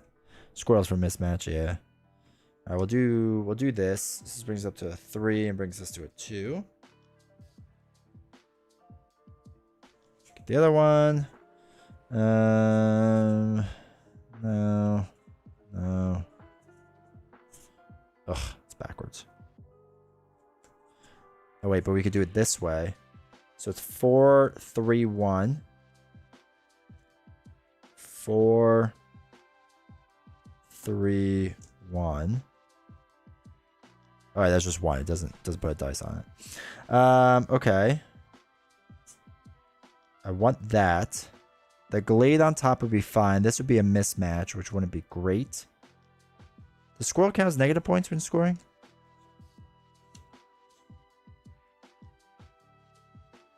Subtract 1.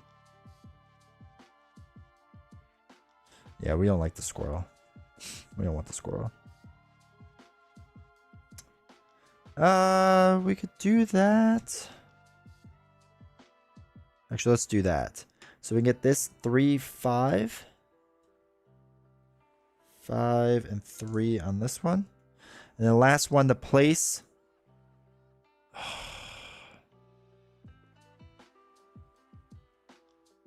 We could put the glade, right? The glade can go on top of it and it's fine, I think. If a glade overlaps a tree without, all right.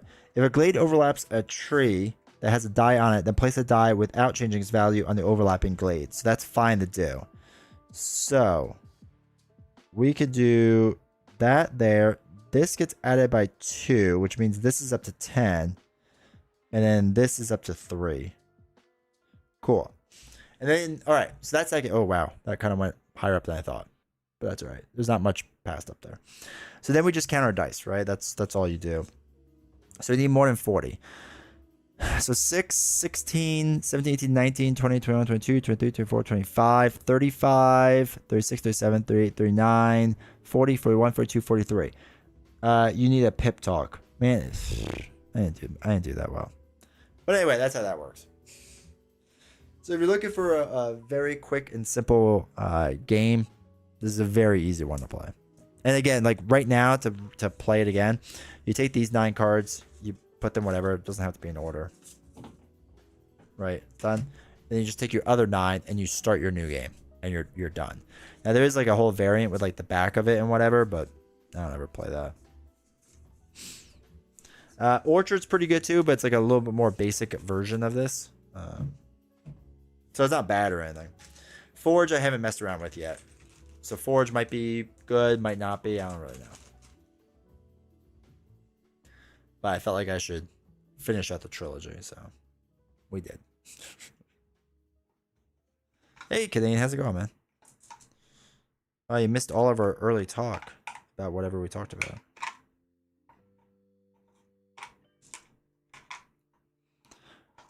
The high skill ceiling? Yeah. Yeah. No, it's definitely good. I think you can get all three like fairly cheap. Orchard, Forge, and Grove. Actually, I don't know if you can buy them as a bundle anymore.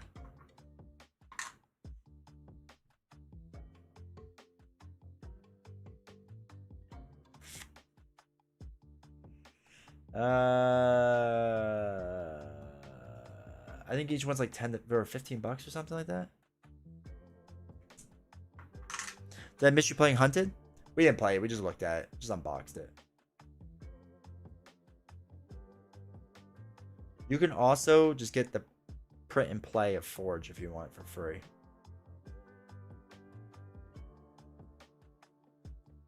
I like Grove the best of the three. Grove's pretty solid. Amazon for 50 bucks for all of them? All right, that makes sense. Because they usually do like 15, 30, 45-ish. And then the box is like 5 bucks. So wait, hold on, let's see.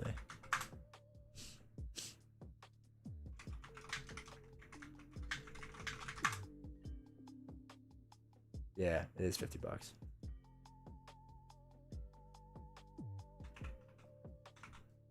There's my affiliate link. Support me. But yes, that's if you wanted to get all three of them, you could. Or if you just want to get one or two of them, you might be able to get like, if you just really want one of them, you could probably get like Game Nerds cheaper or something like that. But Canadian, no, we didn't play Hunted. We just looked at it and that's it. Nothing too fancy with it. But Forge, as far as how this looks, I haven't even opened anything. Fancier dice. Always sweet. Oh god, the cards are weird looking.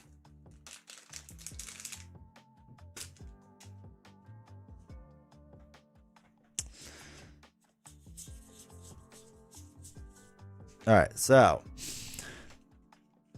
the way that this works, each card is divided into 6 areas. 5 of the areas have food for foraging on them. The remaining areas are split diagonally across 2 area types and can count as either type. The split area has no food. These are ignored for a standard game. Okay. So, do the 9 cards. Set one aside. It's the same as our thing. Draw a top card. Place it face up. Oh, bro. I think we could do this right now. Hold on, wait. I think we can knock this out right now. Ever try 4 Northwood? I have. I actually own it. It's not bad. I don't mind it. It's been a long time since I played it. Like a long time. Like a long time. But I have it. It's downstairs somewhere. I gotta find it.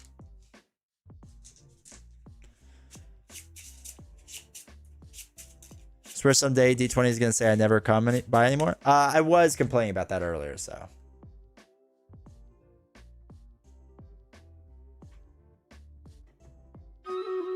Almost intentional. Oh, Chad, this is gonna be rough for us. See how this goes.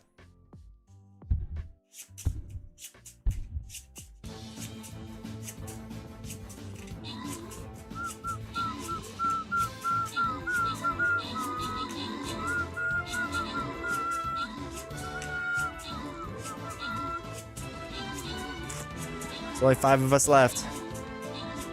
1 of us left. D20 was carrying. Give Captain your energy.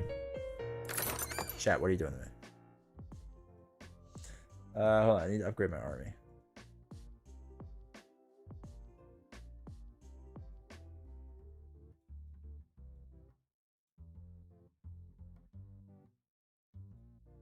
I don't want to make it seem like it's all your fault, but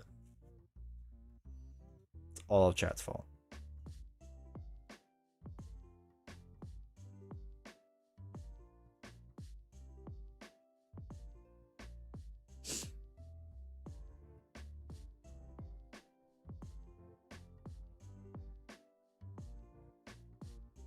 Very interested to play this for hour and a half trip. Okay. Yeah, I'll do it in a second.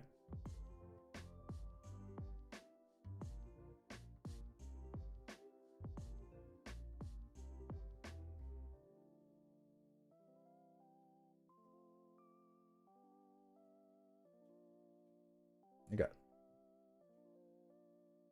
that all of it? Yeah.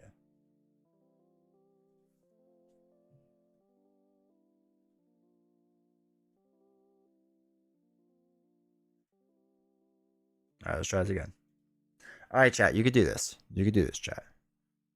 I have faith in you.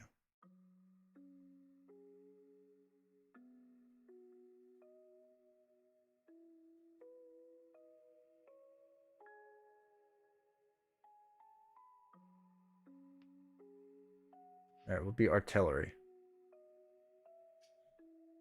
Okay. Cool. Back to the table.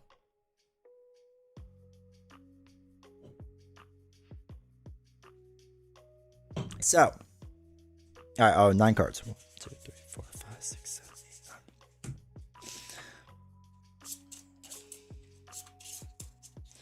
Draw a top card. Place it face up. Put more in the middle. Draw 2 cards. So same exact thing, right? You play a card on top of another card. Pretty simple. Place a card from your hand. You may rotate the card 180 degrees or 90. That's fine. Must overlap an area of at least one area of the newly placed card must overlap an area in the woodland. Okay. Oh, that's just the card. Yeah. For each type of food on it that overlaps an area of the same type with or without food on it. All right. So if there's no die in the area below it, then place a die in the overlapping area if it's one face uppermost.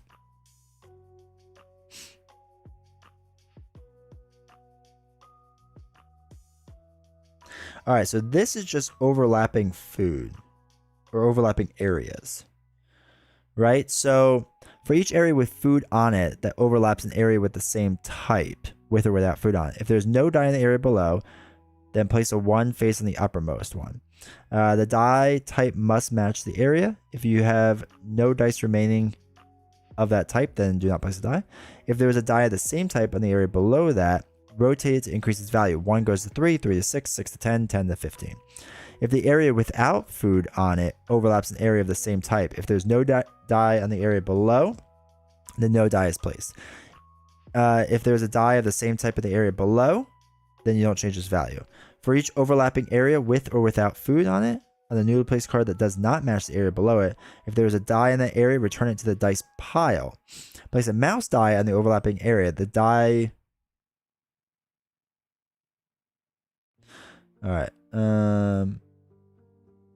Okay. If you have not already used the mouse, then once per game you may place a card. You can get rid of the mouse by placing something on top of the mouse. All right. I don't know if I like that strategy because you ruin your dice, but so for example, no. I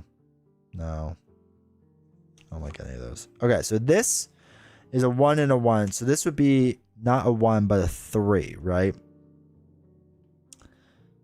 Excuse me. Because we are placing, if there's no die in the area below, then place the die on the over. Oh, no, we just place a 1 on it. Sorry. We don't do a 3. For each area with food on it that overlaps an area of the same type. Yeah, all right. So we don't. Time to see if Twitch is better than YouTube? Sure is. Welcome to Twitch side. Now he's going to get an ad. All right, so we don't count it. If there's just there, then we add the dice on top. Okay. Interesting. All right, so the overlapping one could be either one. So this overlaps and becomes now a 3. And then this one stays as a 1, green. Right? Right.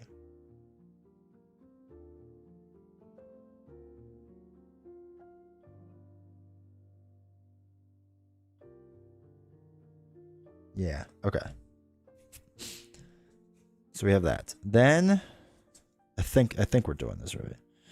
We could do this to put a 1 green on it and then a 1 brown. Ooh, this is...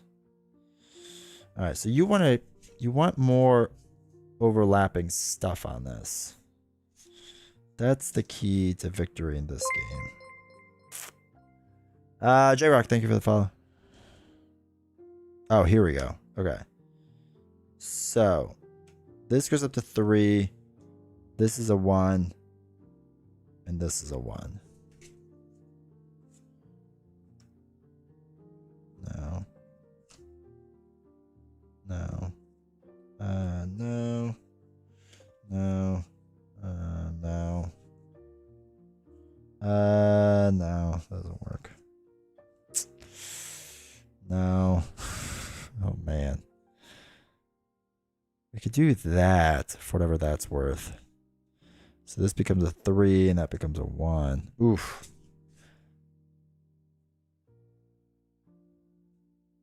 What's the big difference? It's a better player. And there's more channel points for when we do different things. Usually when we do like D20 versus chat and things like that, it'll be a lot better. Can Twitch chat play the games he shows sometimes? There's certain things. So like when we do the word game, yeah. You could do that through Twitch. The Stream Raiders thing that is playing right now with the timer, you could do that now. That you technically just need a Twitch account. Man, you don't want the small numbers. Like I want to overlap big right on top of it. There's just nothing good.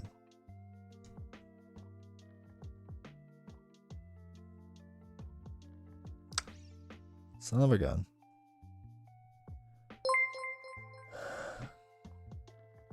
I have a morning ritual that I need to share. I call it the Terminator. First I crouch down in the shower in the classic naked Terminator traveling through time pose. Naturally. With my eyes closed I crouch there for a minute, visualizing either Arnold or the guy from the second movie, not the chick in the third one because that one sucked, and I start to hum the Terminator theme. Then I slowly rise to a standing position and open my eyes. It helps me to proceed through my day as an emotionless cyborg. Good day, thank you for reset for your Prime sub for 22 months. You're almost at 2 years. That sounds amazing. I think I need to adopt that. I think that's the right way to start your day. So I appreciate hearing that, dude. Thank you for the support. I don't remember the actor's name that was in the second one, the cop. He was good though. He was really good.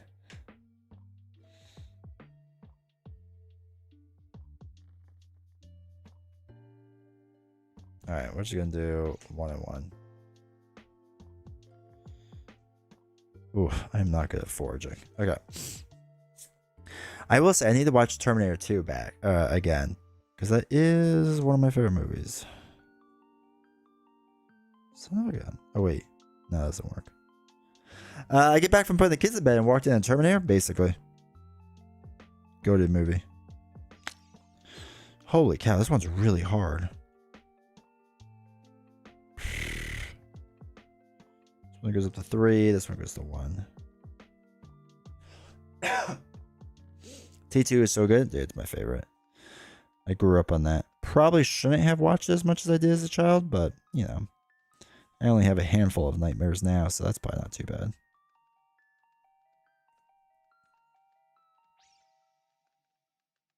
I don't know. We'll just put this here. This was a rough game.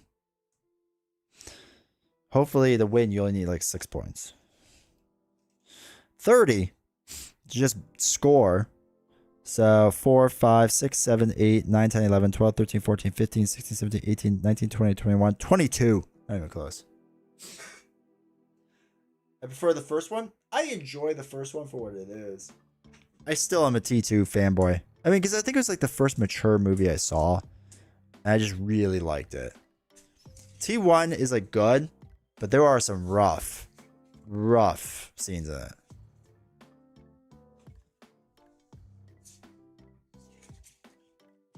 It's like Alien versus Aliens. So here's the thing. I don't care for Aliens. Like, I don't think that movie should have ever been like an action film.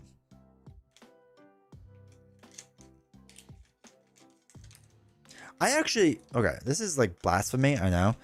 I actually like Aliens 3 more than Aliens 3 more than I like Aliens. Right, the second one. Alien is just so good. It's so good. And T2. Have you ever seen the memes where it's just like Linda Hamilton staring at you, and it's just like Linda Hamilton's watching you use Chat GPT or something like that?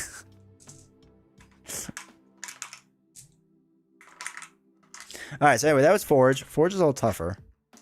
It's kind of how whatchamacallit works. Orchard works. I'll show Orchard really fast.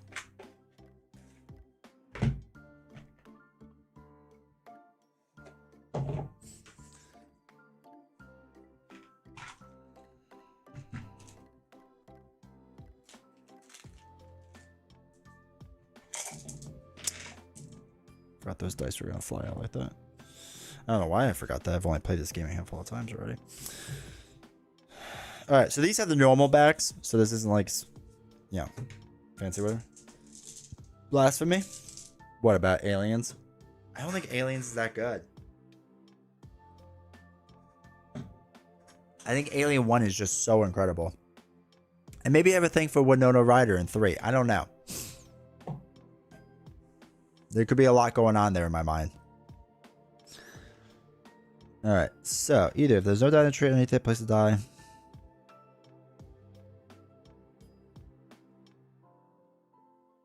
Okay. So this game is the most basic of all of them. Well, maybe not of all of them. It probably is the most basic of all of them. Excuse me. And the way it works is pretty simple. So, same as that thing. 1, 2, 3, 4, 5, 6, 7, 8, 9. Draw your 9. I don't know if you're supposed to look at all of them, but I don't really care. All right. So we put the 1 out. We do this. And then all we have to do is overlap the colors. So you don't count the numbers or anything like that. So we each have, like, we'll do this one, for example. So we take purples. And it's a 1. And a 1. Cool. Draw a card. And then you're just trying to keep overlapping them. So this one goes up from 1 to a 3. And this goes into a 1.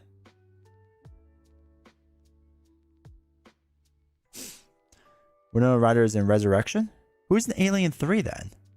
I thought Alien 3 was Winona.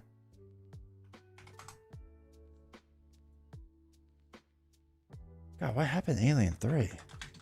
Was it that bad and I forgot about it? Have I made a terrible mistake, chat?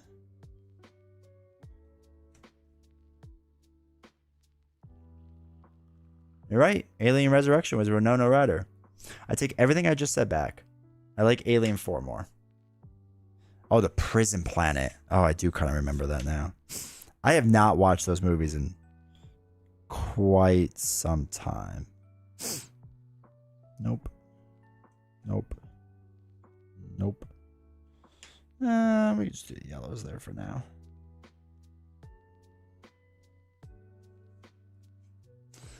Okay, so Winona Ryder, yes, please. Oh, this is a good overlap. We will get the worm, though. But I kind of think it's worth it. Yeah.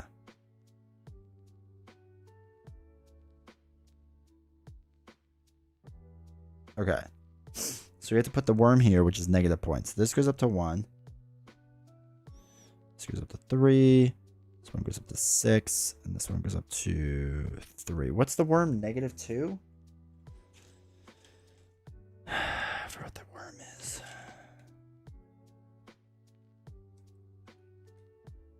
Oh, negative 3. It's lame. Blue, red, yellow top. Oh, well. I replaced it. Not the worm. He's supposed to be in a tequila bottle. All right, we could do that. I would like... No. No. No. No. Son of a gun. Oh, we could do this. This is a good one.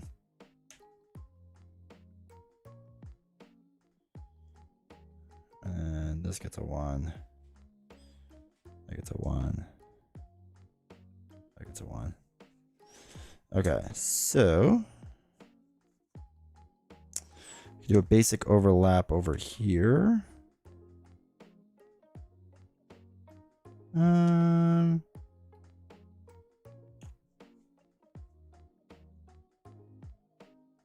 Yeah, it's probably the best way to do it. Okay. This goes up to 3. This goes up to 1. Oops, shoot. Last cards.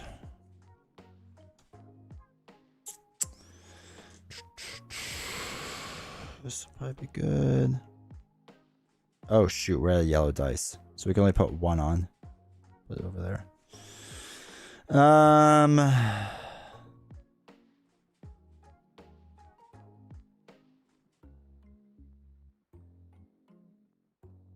that wouldn't be good. You can't have 3 worms, unfortunately.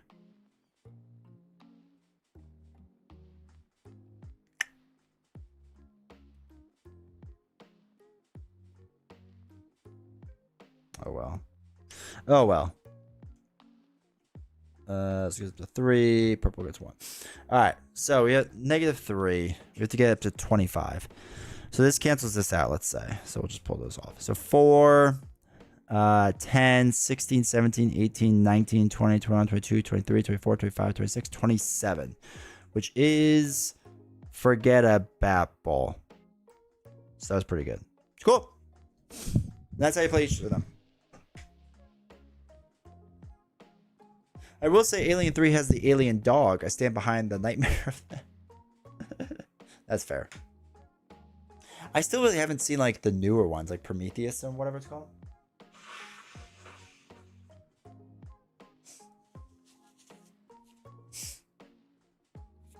I still have to watch them.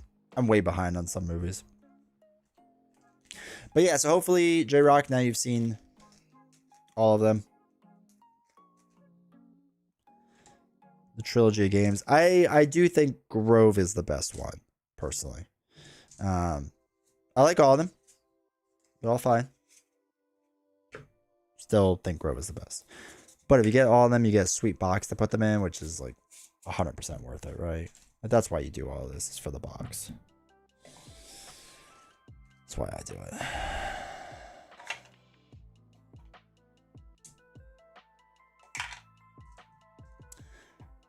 Yeah, happy to show you. The Alien prequels were not satisfying, but the new Romulus one was good if you like OG Alien. Prometheus was okay, a little pretentious. How was it pretentious? Tell me more.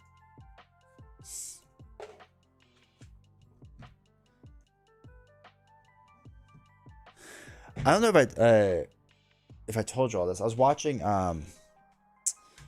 shorts or whatever, and they had Matt Damon talking. He was talking basically why movies are terrible now. And it actually makes a lot of sense what he was saying, which was kind of interesting. Was that, you know, back, quote unquote, back in the day, they were willing to take more risks because let's say you had a $50,000 movie, right? For hypothetical sake. And usually, what was it? Like your P&A, not P&A. Maybe it's your P&A, print and advertising or something like that. So your P&A for it was usually doubles it. So if it was a $50,000 movie, your P&A was another $50K, right? So it's $100,000 you'd be in the hole for a movie. And he goes, and the movie would go play in the theaters and it would make whatever it would make. But he's like, generally speaking, you get DVD sales and Blu-ray sales after the fact.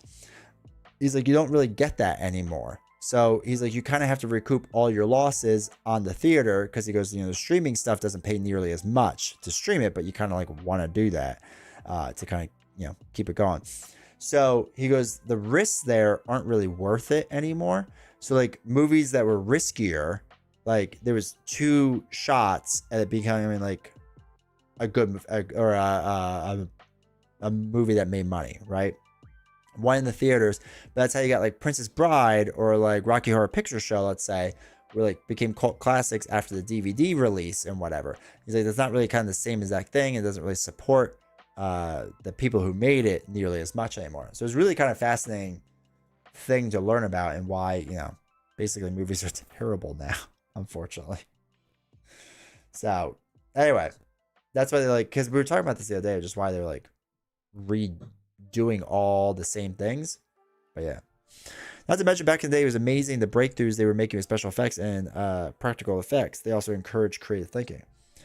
There's a whole like series of things that you can see, like the MCU effects have like gone downhill. Like when they compare, like don't get me wrong, we rewatched the original Avengers and was doing a part of Age of Ultron, and like 90% of it's good. There's saw like 10% that are just like rough, right?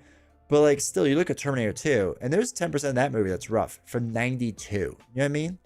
Like they're just not putting that much effort. There's just too much CGI and not enough like set design anymore. Breaking home release records, physical media for life. Christopher Nolan is just like old school good, dude. He's so refreshing. Even if I don't like all of his movies, I don't care. It's fascinating looking at video games, for example, from the 80s through the 90s. See how things progress so rapidly. I agree. It is crazy. Well, and video games just like, I mean, they just, when like you look at like the making of Mortal Kombat 1, for example, compared to like nowadays of like all like the giant team that goes into it, like it's not the same, right? The feeling's not the same. It just feels different. So it's definitely a little weird.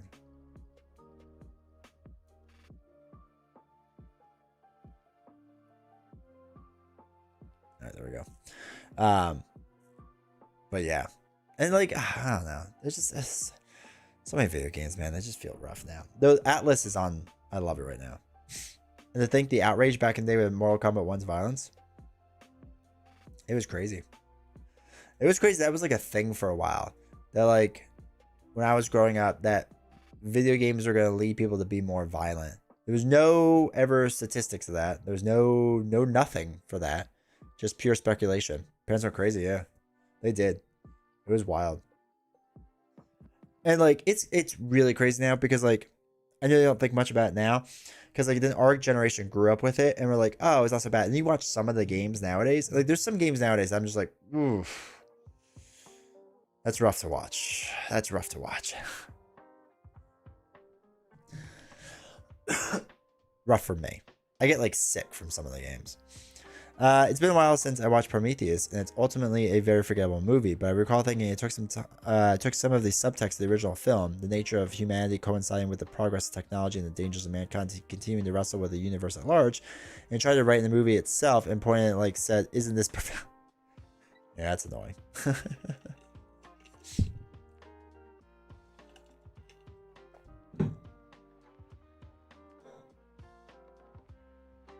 Is Ridley Scott still doing them all?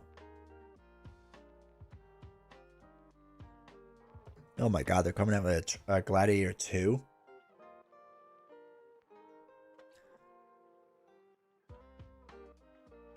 No. No, don't do this.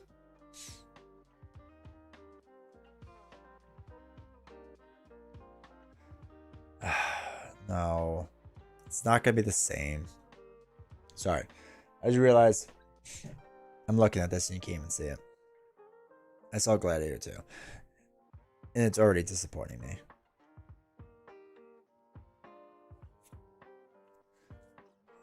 And there's good. I don't care. I don't care. It's not the same. Joaquin Phoenix and Russell Crowe made that movie. It was Joaquin, right? I'm not being silly. Yeah, Joaquin Phoenix. Like without that, I can't. I can't even picture anything else.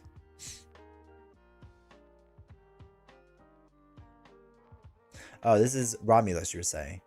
Here we go.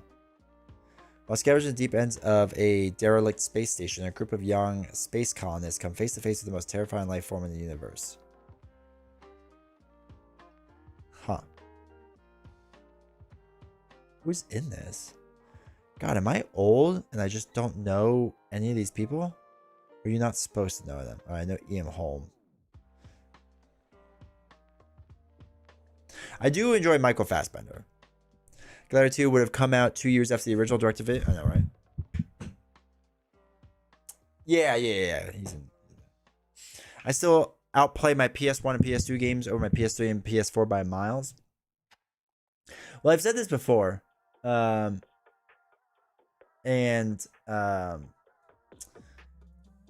bunch of no names around this. The two main characters are good though. I enjoy their on-screen chemistry a lot. All right, that's cool. I've said this with Final Fantasy VII, right? The remake to it. I don't like the remake. Okay, so Final Fantasy VII is top 3 game of all time for me. I love Final Fantasy VII with so much, and the remake to me takes everything good about that game and just destroys it. It doesn't have the same charm. I don't think it's as interesting. I hate the new combat mechanics they have with this stuff. I think it's absolutely awful. It just annoys me greatly that like I can't even get myself to finish the remake. I'm not even at Rebirth yet. And I can't even get myself to finish remake. Like it's so not good. It's so frustratingly bad. Almost no games they have charm. Yeah. Like I said, Atlas is still doing a good job, right? The Persona games I love. Metaphor I've loved. Games like that are good. Past that, man, I'm playing Trails of Cold Steel from like 15 years ago.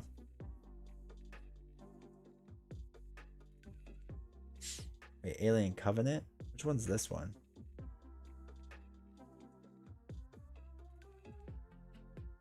Danny McBride, of course, isn't it? The Resident Evil remakes have been fun. I have them. I have not played them. I think I have them. Metal Gear, phenomenal. Final Fantasy X, Batman Arkham, first 3 games better than what came out after. Yeah. The music is really good. Yeah. Oh yeah, they've done a fine job with the music, for sure. But yeah, I don't like that fighting style. And again, the golden sauce, not the golden saucer. Midgar in the original game is like what? Maybe 10 hours tops if you take your time. And now it's like a 40-hour game. I don't know why it exists. And also it's so much of the camp out of the original that I can't get on board with it. Yeah, do I own it? I have to look at it too. Let me see. Resident Evil. So I have original 0, which I don't think I've ever played. 2, not the remake? No, this has to be the remake, right? It's 48 gigs. There's no shot this isn't a remake.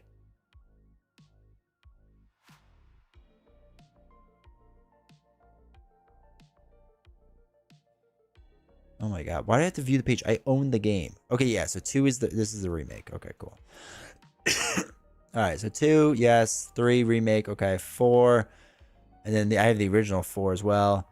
They're remaking 5 too, right? Have they ever remade the original Resident Evil? Are they even touching that?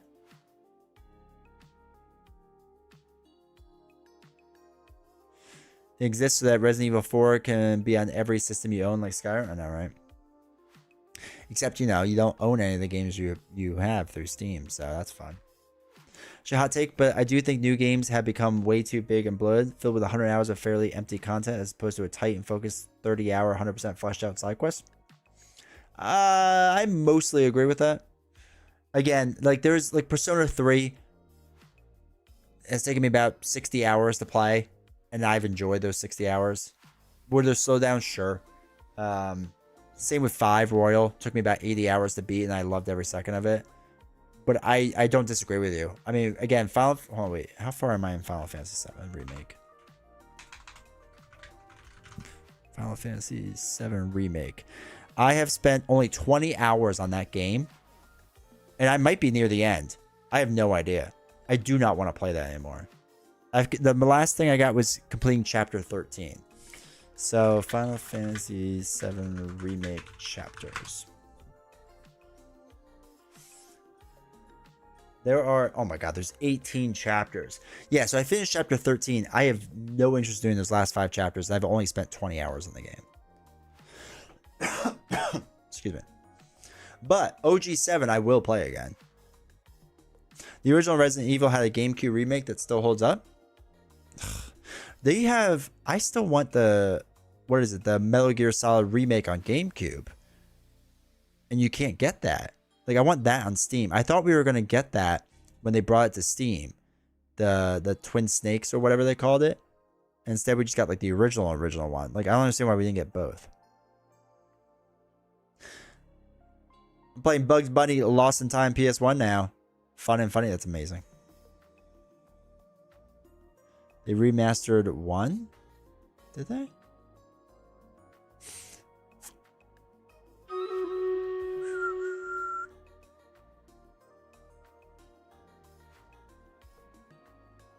All right, let's see how we do this time, chat.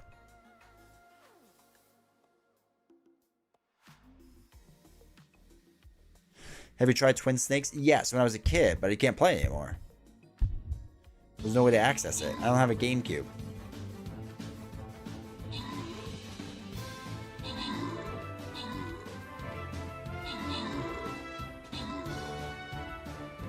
Oh, okay, so it's just on Switch. Okay, that's good to know. I'll have to check that out.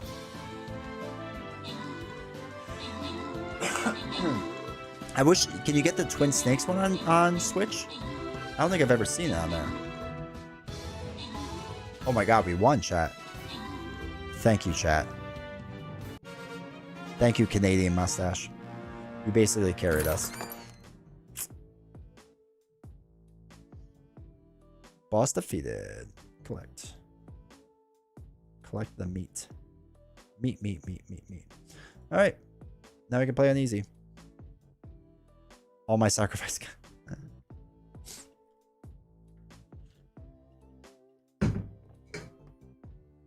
Be an archer.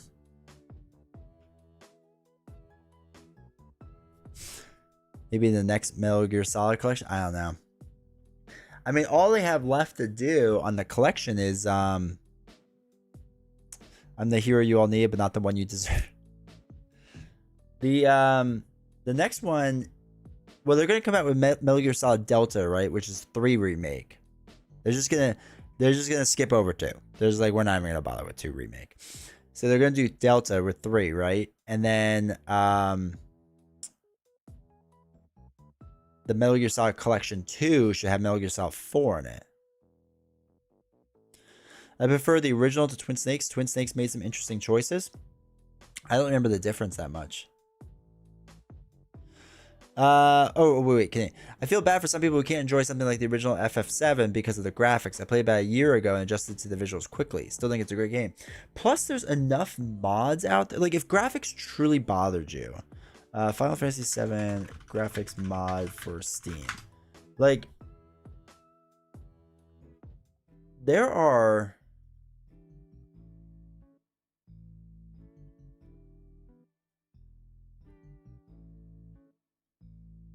Like, there are ways to get it to look like this if like that really bothers you, right? Like you can put in some HD mods that will make it look like not bad.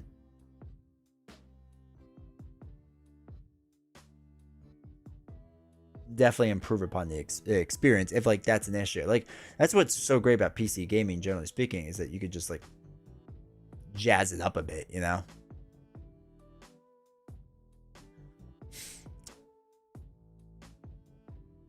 Love the Perkins. They were so good. Dude, the spelling mistakes and everything. Like, I went back and played Final Fantasy VII probably like 2 years ago now. And I forgot how many mistakes there are graphic or spelling wise in there. Like, there's a lot. There's a shocking amount. It's kind of hilarious. What were the differences in Twin Snakes? Twin Snakes differences in Metal Gear.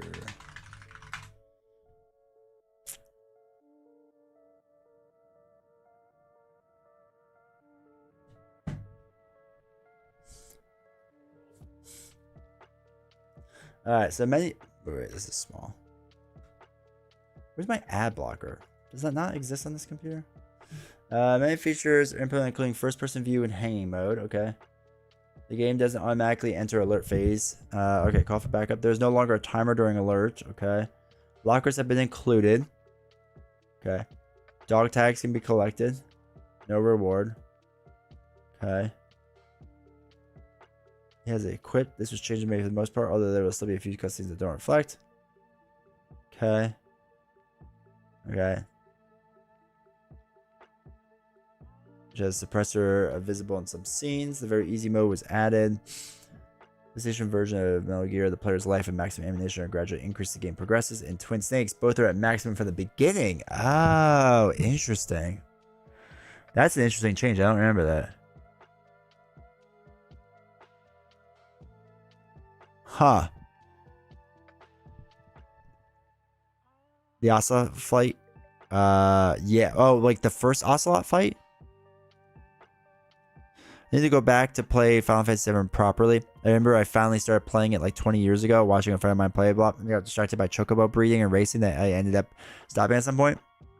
Yeah, but that's how you get the ultimate. Is it the ultimate weapon or just his Omni Slash you have to get through that?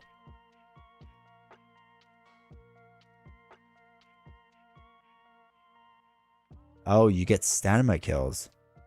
Ugh, I don't like that. Okay, sniper rifles was changed, making it possible to shoot while standing. Interesting. That makes Sniper Wolf easier.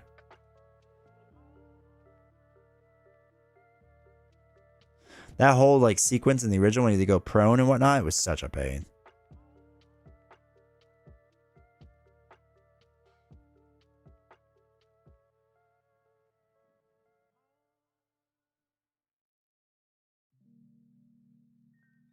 Okay.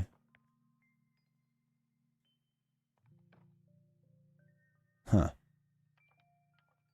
Diazepam is now called something else.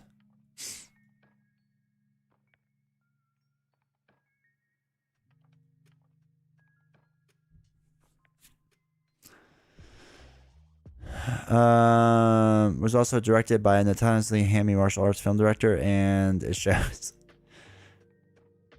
Like maybe they shouldn't be. I remember I was doing it for some reason, and it felt really grindy to me. Yeah. Ultimate Weapon. Okay. All right, baby. Take care, man. Appreciate hanging out.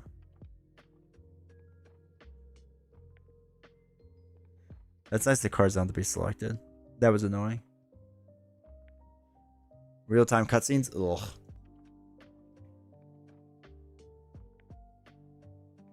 Wires are now strung across certain hanging areas.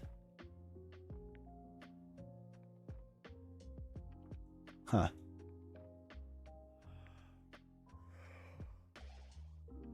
Press to move while crouch is nice.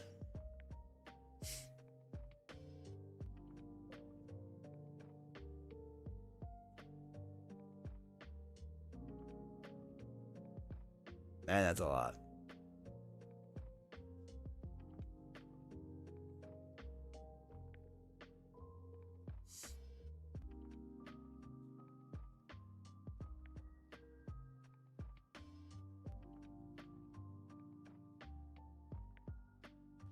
Because the remake starts players off with a full life bar, the torture scene is much more easier to complete. That's interesting.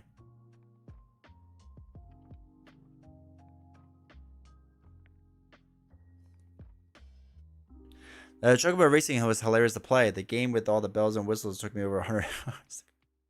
Dude, Final Fantasy though.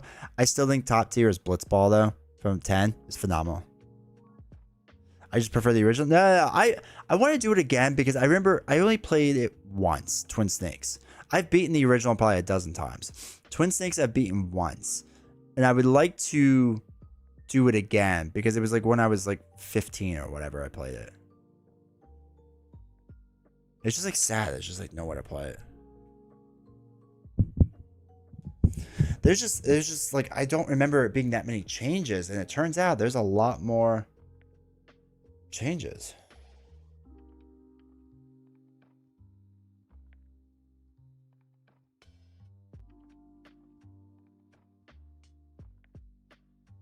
Huh. Fascinating. Fascinating. But yeah.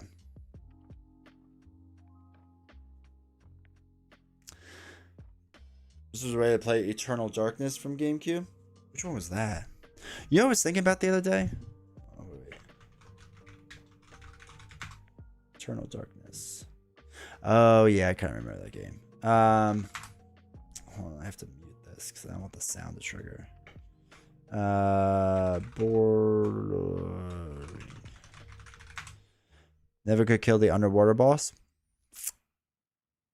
In what? Final Fantasy X? We have to play it again sometime. I'll show you how easy it is. Alright, so there's a really fun channel called Oni Black Magic. He does recaps of games and whatnot. Like old school games. So you ever were like, hey, I really wish I could see what that game was again? It's really fun to watch. But what is the game I'm thinking of? There's one specifically I want to play again. Shadow Hearts. I would love to play Shadow Hearts again. One of the 3 reasons I still have my GameCube, that's awesome. I wish I had all my old systems still. But anyway, it's a fun channel if you want to watch like old games. Mystic Kana, how's it going? Welcome to chat. What's going on today? Well, we played some excuse me, Mystic Kana, and then we played Orchard Grove and Forge. So now we're just hanging out. I was supposed to be doing Star Driven Gateway. Excuse me. I was supposed to be doing Star Driven Gateway tonight, which was on GameFound, but they've canceled the pledge, so I'm not doing that anymore. I was gonna play it anyway, but there's really no sense in doing it because, you know, they might just change how the game works, and the video is really useless, and this was just like a waste. So.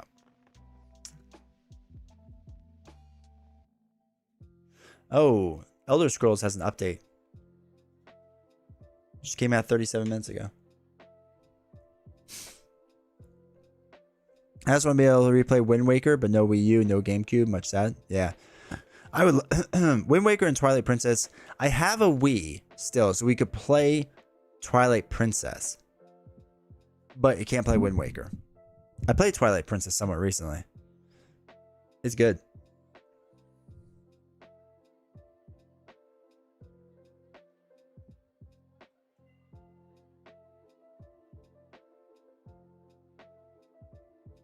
Assembly, the base game is scheduled to begin. Classic. These games that aren't on Switch is actually criminal. Nintendo people should go, yeah, I know, right? Alright, so dropping in a lot.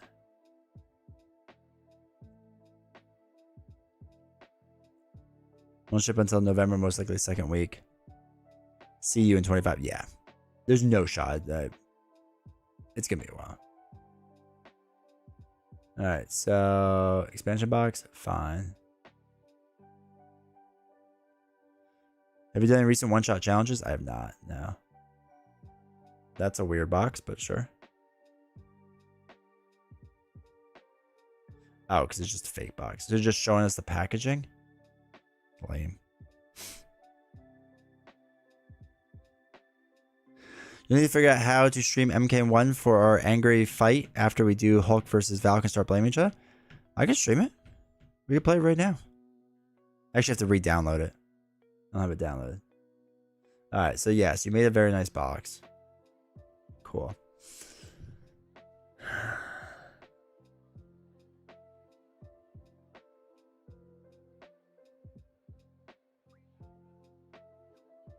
Game on boat soon. Alright.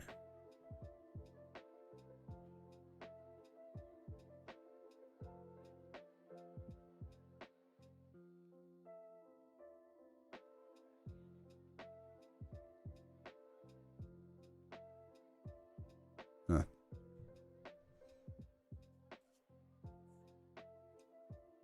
I need to actually still get it.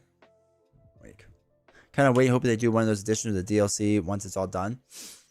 Well, they're doing their big update now, right? So they have like a larger expansion coming out for it.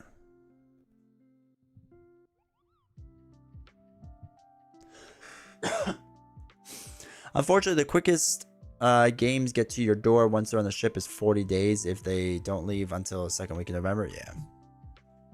Yeah, I'm not too shocked by that. Skies of Arcadia, remember when games were good? No rose in the glasses. What is nostalgia? I feel like that's my thing. That's fair. Yeah, but so MK1.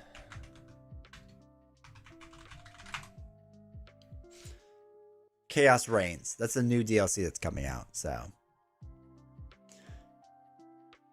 Oh, it's got the cop in it. From Terminator 2 and Conan the Barbarian.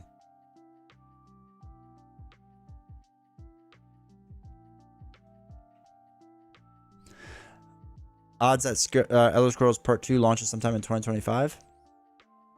I think that's solid.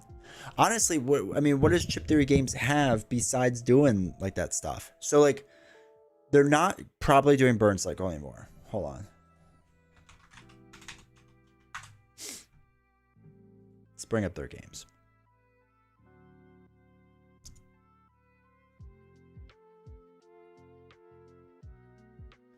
So, website. So, okay, store. Perfect. So, Too Many Bones. They're not doing it anymore, right?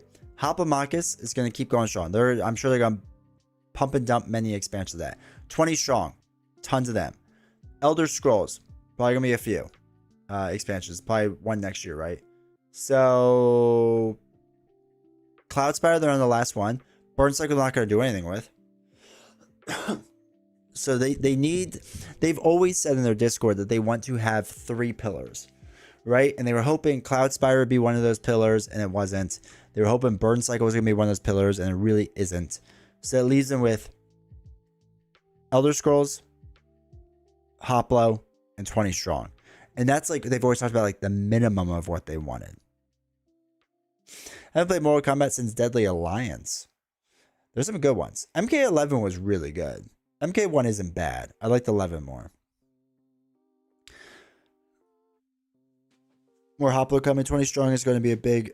yeah. Roth will likely get more. We'll see. Roth didn't do like amazing, right?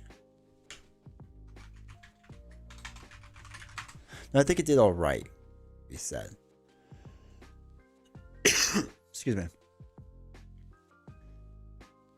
627. That's okay. I didn't back it because this was the first Chip Theory Games game I did not back because I had no interest in that. So Cloudspire final campaign is at 1.5 mil. Tanglewoods was 1.2. Hoplo was 700,000. Elder Scrolls was Elder Scrolls.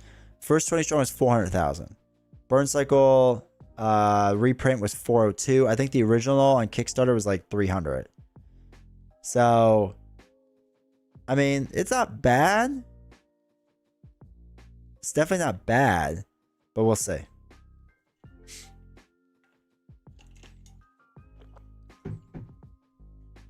I'm not great at fighting games, so these days I'm good just having Street Fighter. I like Street Fighter 6 is really good. I actually have to re-download it. I haven't played fighting games in a little while. I want to replay them. Will they reboot it in the time trial to get a fresh start to play through MK1, 2, and 3 story Raiden, trying to prevent the future outcome? Yeah. Yeah, the MK1 storyline continues after all that. Super cheap to make though, cheaper than Hoplo, and did as much as the expansion.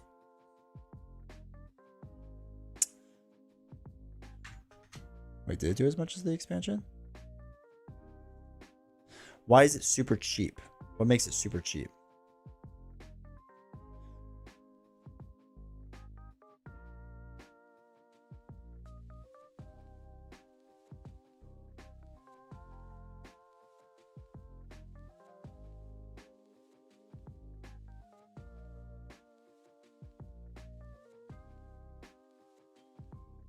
$130 troops. Jeez Louise. God, I'm sorry. I hate the look of this game. It just looks like vomit on it. Smaller, only a few dice and some plastic hex tokens.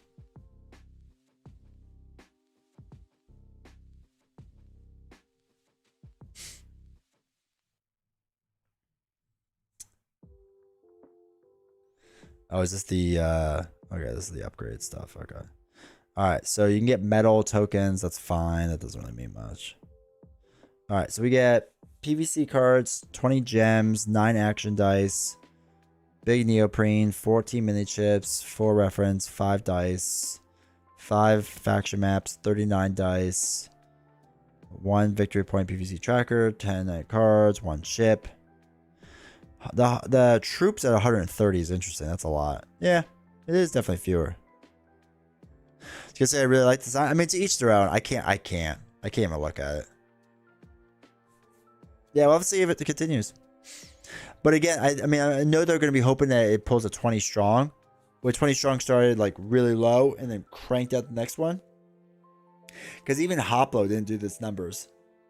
The problem is, if it's another big box game where it takes like an hour, like 20 strong was so successful because it was so simple and quick to get to the table. Although Guilty Gear sometimes looks so good, I want to get into it. Guilty Gear is fun, but it's really hard. Guilty Gear is really hard. It's a very bold art style, yeah. But like, oh wait.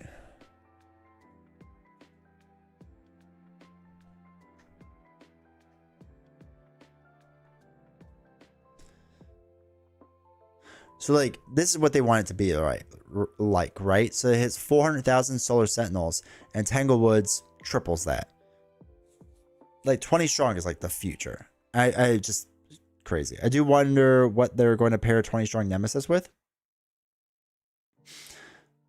I assume there's just gonna be another, like, kind of like Tanglewoods, not another core box, but another like set of like 3 or 4 boxes.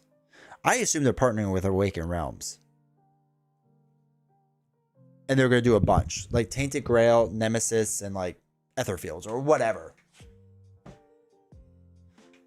But it just looks so pretty. I know. I got it anyway. It was like super sale one day. So I was just like, you know, whatever. Throw it on. I actually don't even know what this is.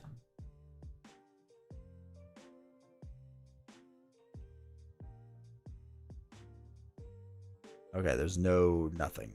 So you have no idea what this is.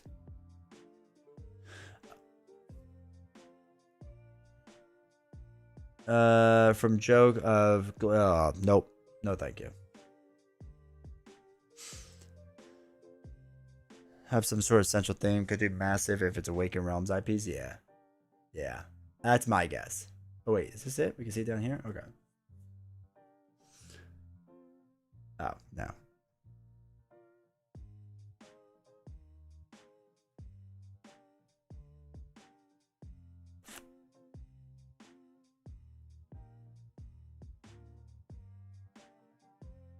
Hmm.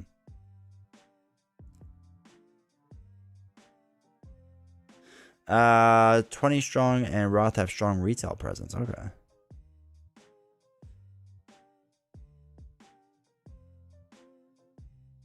Well, I also know for them, like 20 strong is just like printing money. Printing money. So yeah, we'll see how Roth does. Like, what a baby for casuals. Please don't. I get it, dude.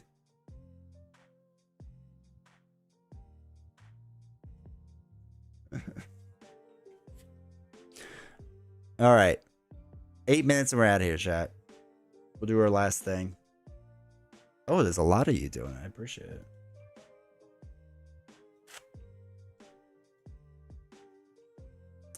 I was thinking, what was the other game I was on the lookout for? Look at my wish list. Metaphor I still gotta get through. That was the big one. Oh, Trails of Daybreak 2. I'm hyped for because I enjoyed the first one.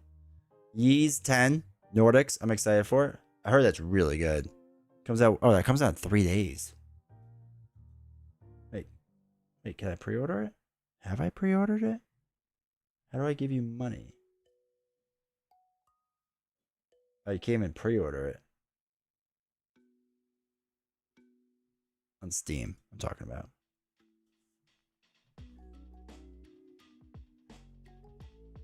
That's annoying.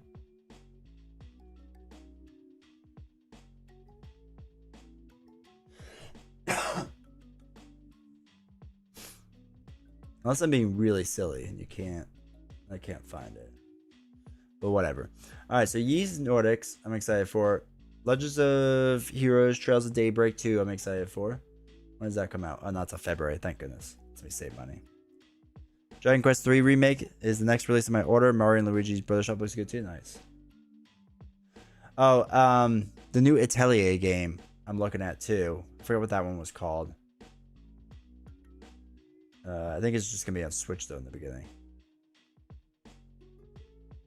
Hades 2, I'm excited for when it actually like officially comes out.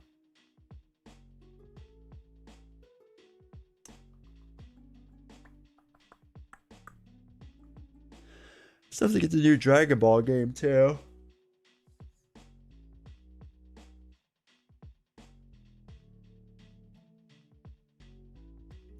That might be it. That might be all I'm really looking forward to. Darth, how's it going? Just completed 3-player Mutant Genesis campaign. How'd you like it? Cyclops, Iceman, and Phoenix. That Iceman player should have been Wolverine. Should have been a love triangle.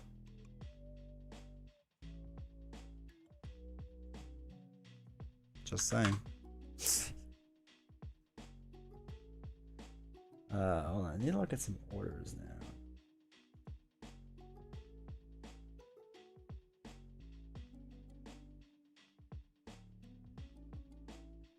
I did order yeast for Nintendo.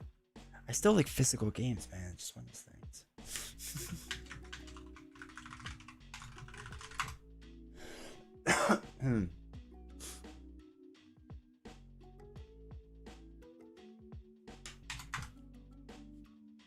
It was good. Campaign Magneto was kind of gross. Yeah, I could see that.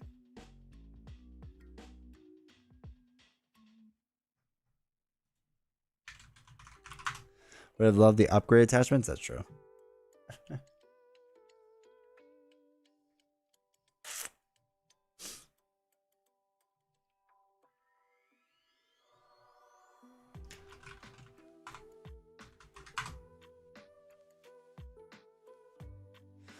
Oh, so now I'm looking at these.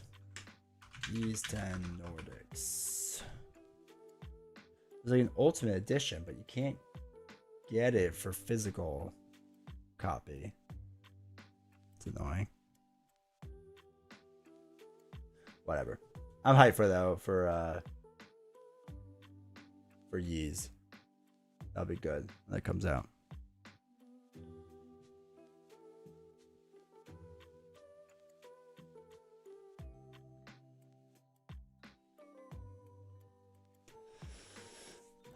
Okay, so also, sorry, I'm just like spacing out. We ever look at next Evo? We look at next Evo in the start a couple weeks. Have fun with that. Actually, no. Next Evo's campaign will be all right. It's Age of Apocalypse will be something. Okay, so some streams stuff moving forward. I'm trying to decide if I'll do something Thursday. I'm trying to get over this cold. So if I get over it, I might do something Thursday. But regardless, Friday, Novels and I will be streaming Marvel Champions. And I will not be around Sunday or Tuesday this stream. I gotta go somewhere for work. Jeez. So I'm hoping when I get back, I could do like a Wednesday, whatever. I may bring one X-Men here for the new Alliance cards. There you go. That does make sense.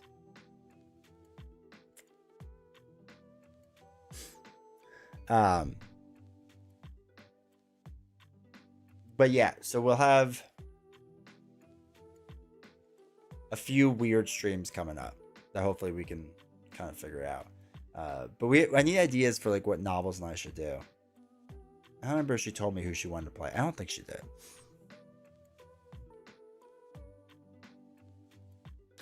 People try to derail the streams in my absence. I can't wait to do chat versus D20 when you're gone. And gamble everything.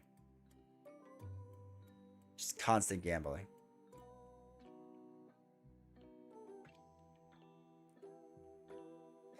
I do want to do another box speed run though.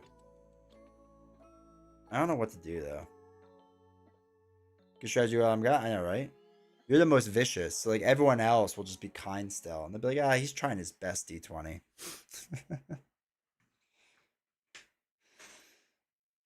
But yeah, and again, I haven't done a speed run in so long that I feel like it's time to do it again. You know, just one of those times. So I'll probably do that soon, ish. And then yeah, but anyway, so yeah, that will be this week. So maybe Thursday. Like I said, join the Discord if you haven't yet. Wasn't vicious when you played Hulk though? Anyone else? If you got 100,000 points, and I'd love to use. You're gonna be falling so far behind your points though. But yeah, so we'll see Thursday what it ends up being, and then Friday will be streaming for sure. Oh.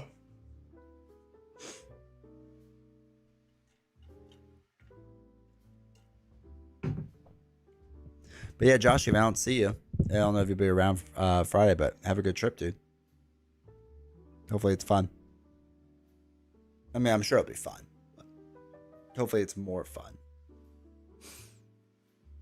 Also, get the stream something and send it from Japan.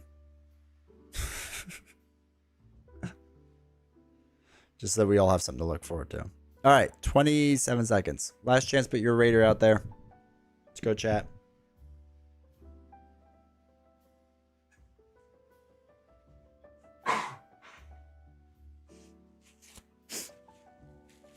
It's the last stream for 2 weeks unless I have downtime. You'll have downtime. You'll have downtime. You have nothing else going on. 2, 1.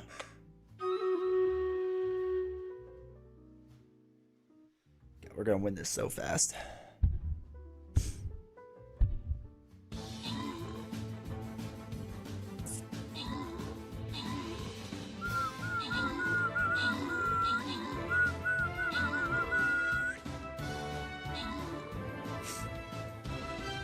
I know, right? Everyone came out of the woodwork all of a sudden.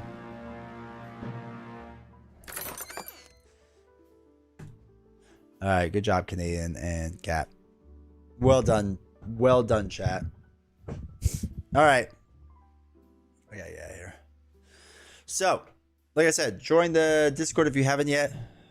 Make sure you hang out. Make sure you listen to the podcast and stuff, all that funness. And then we'll be live definitely Friday, maybe Thursday. You'll find out in Discord, or just subscribe on YouTube, and then we'll tell you the day of. I appreciate you hanging out. Thanks for being here, Canadian. Happy you were able to hang out for a bit. Happy we were able to just chill and play a few smaller games. So, anyway, everyone have a good one, and I will see you all Thursday or Friday, one of those times.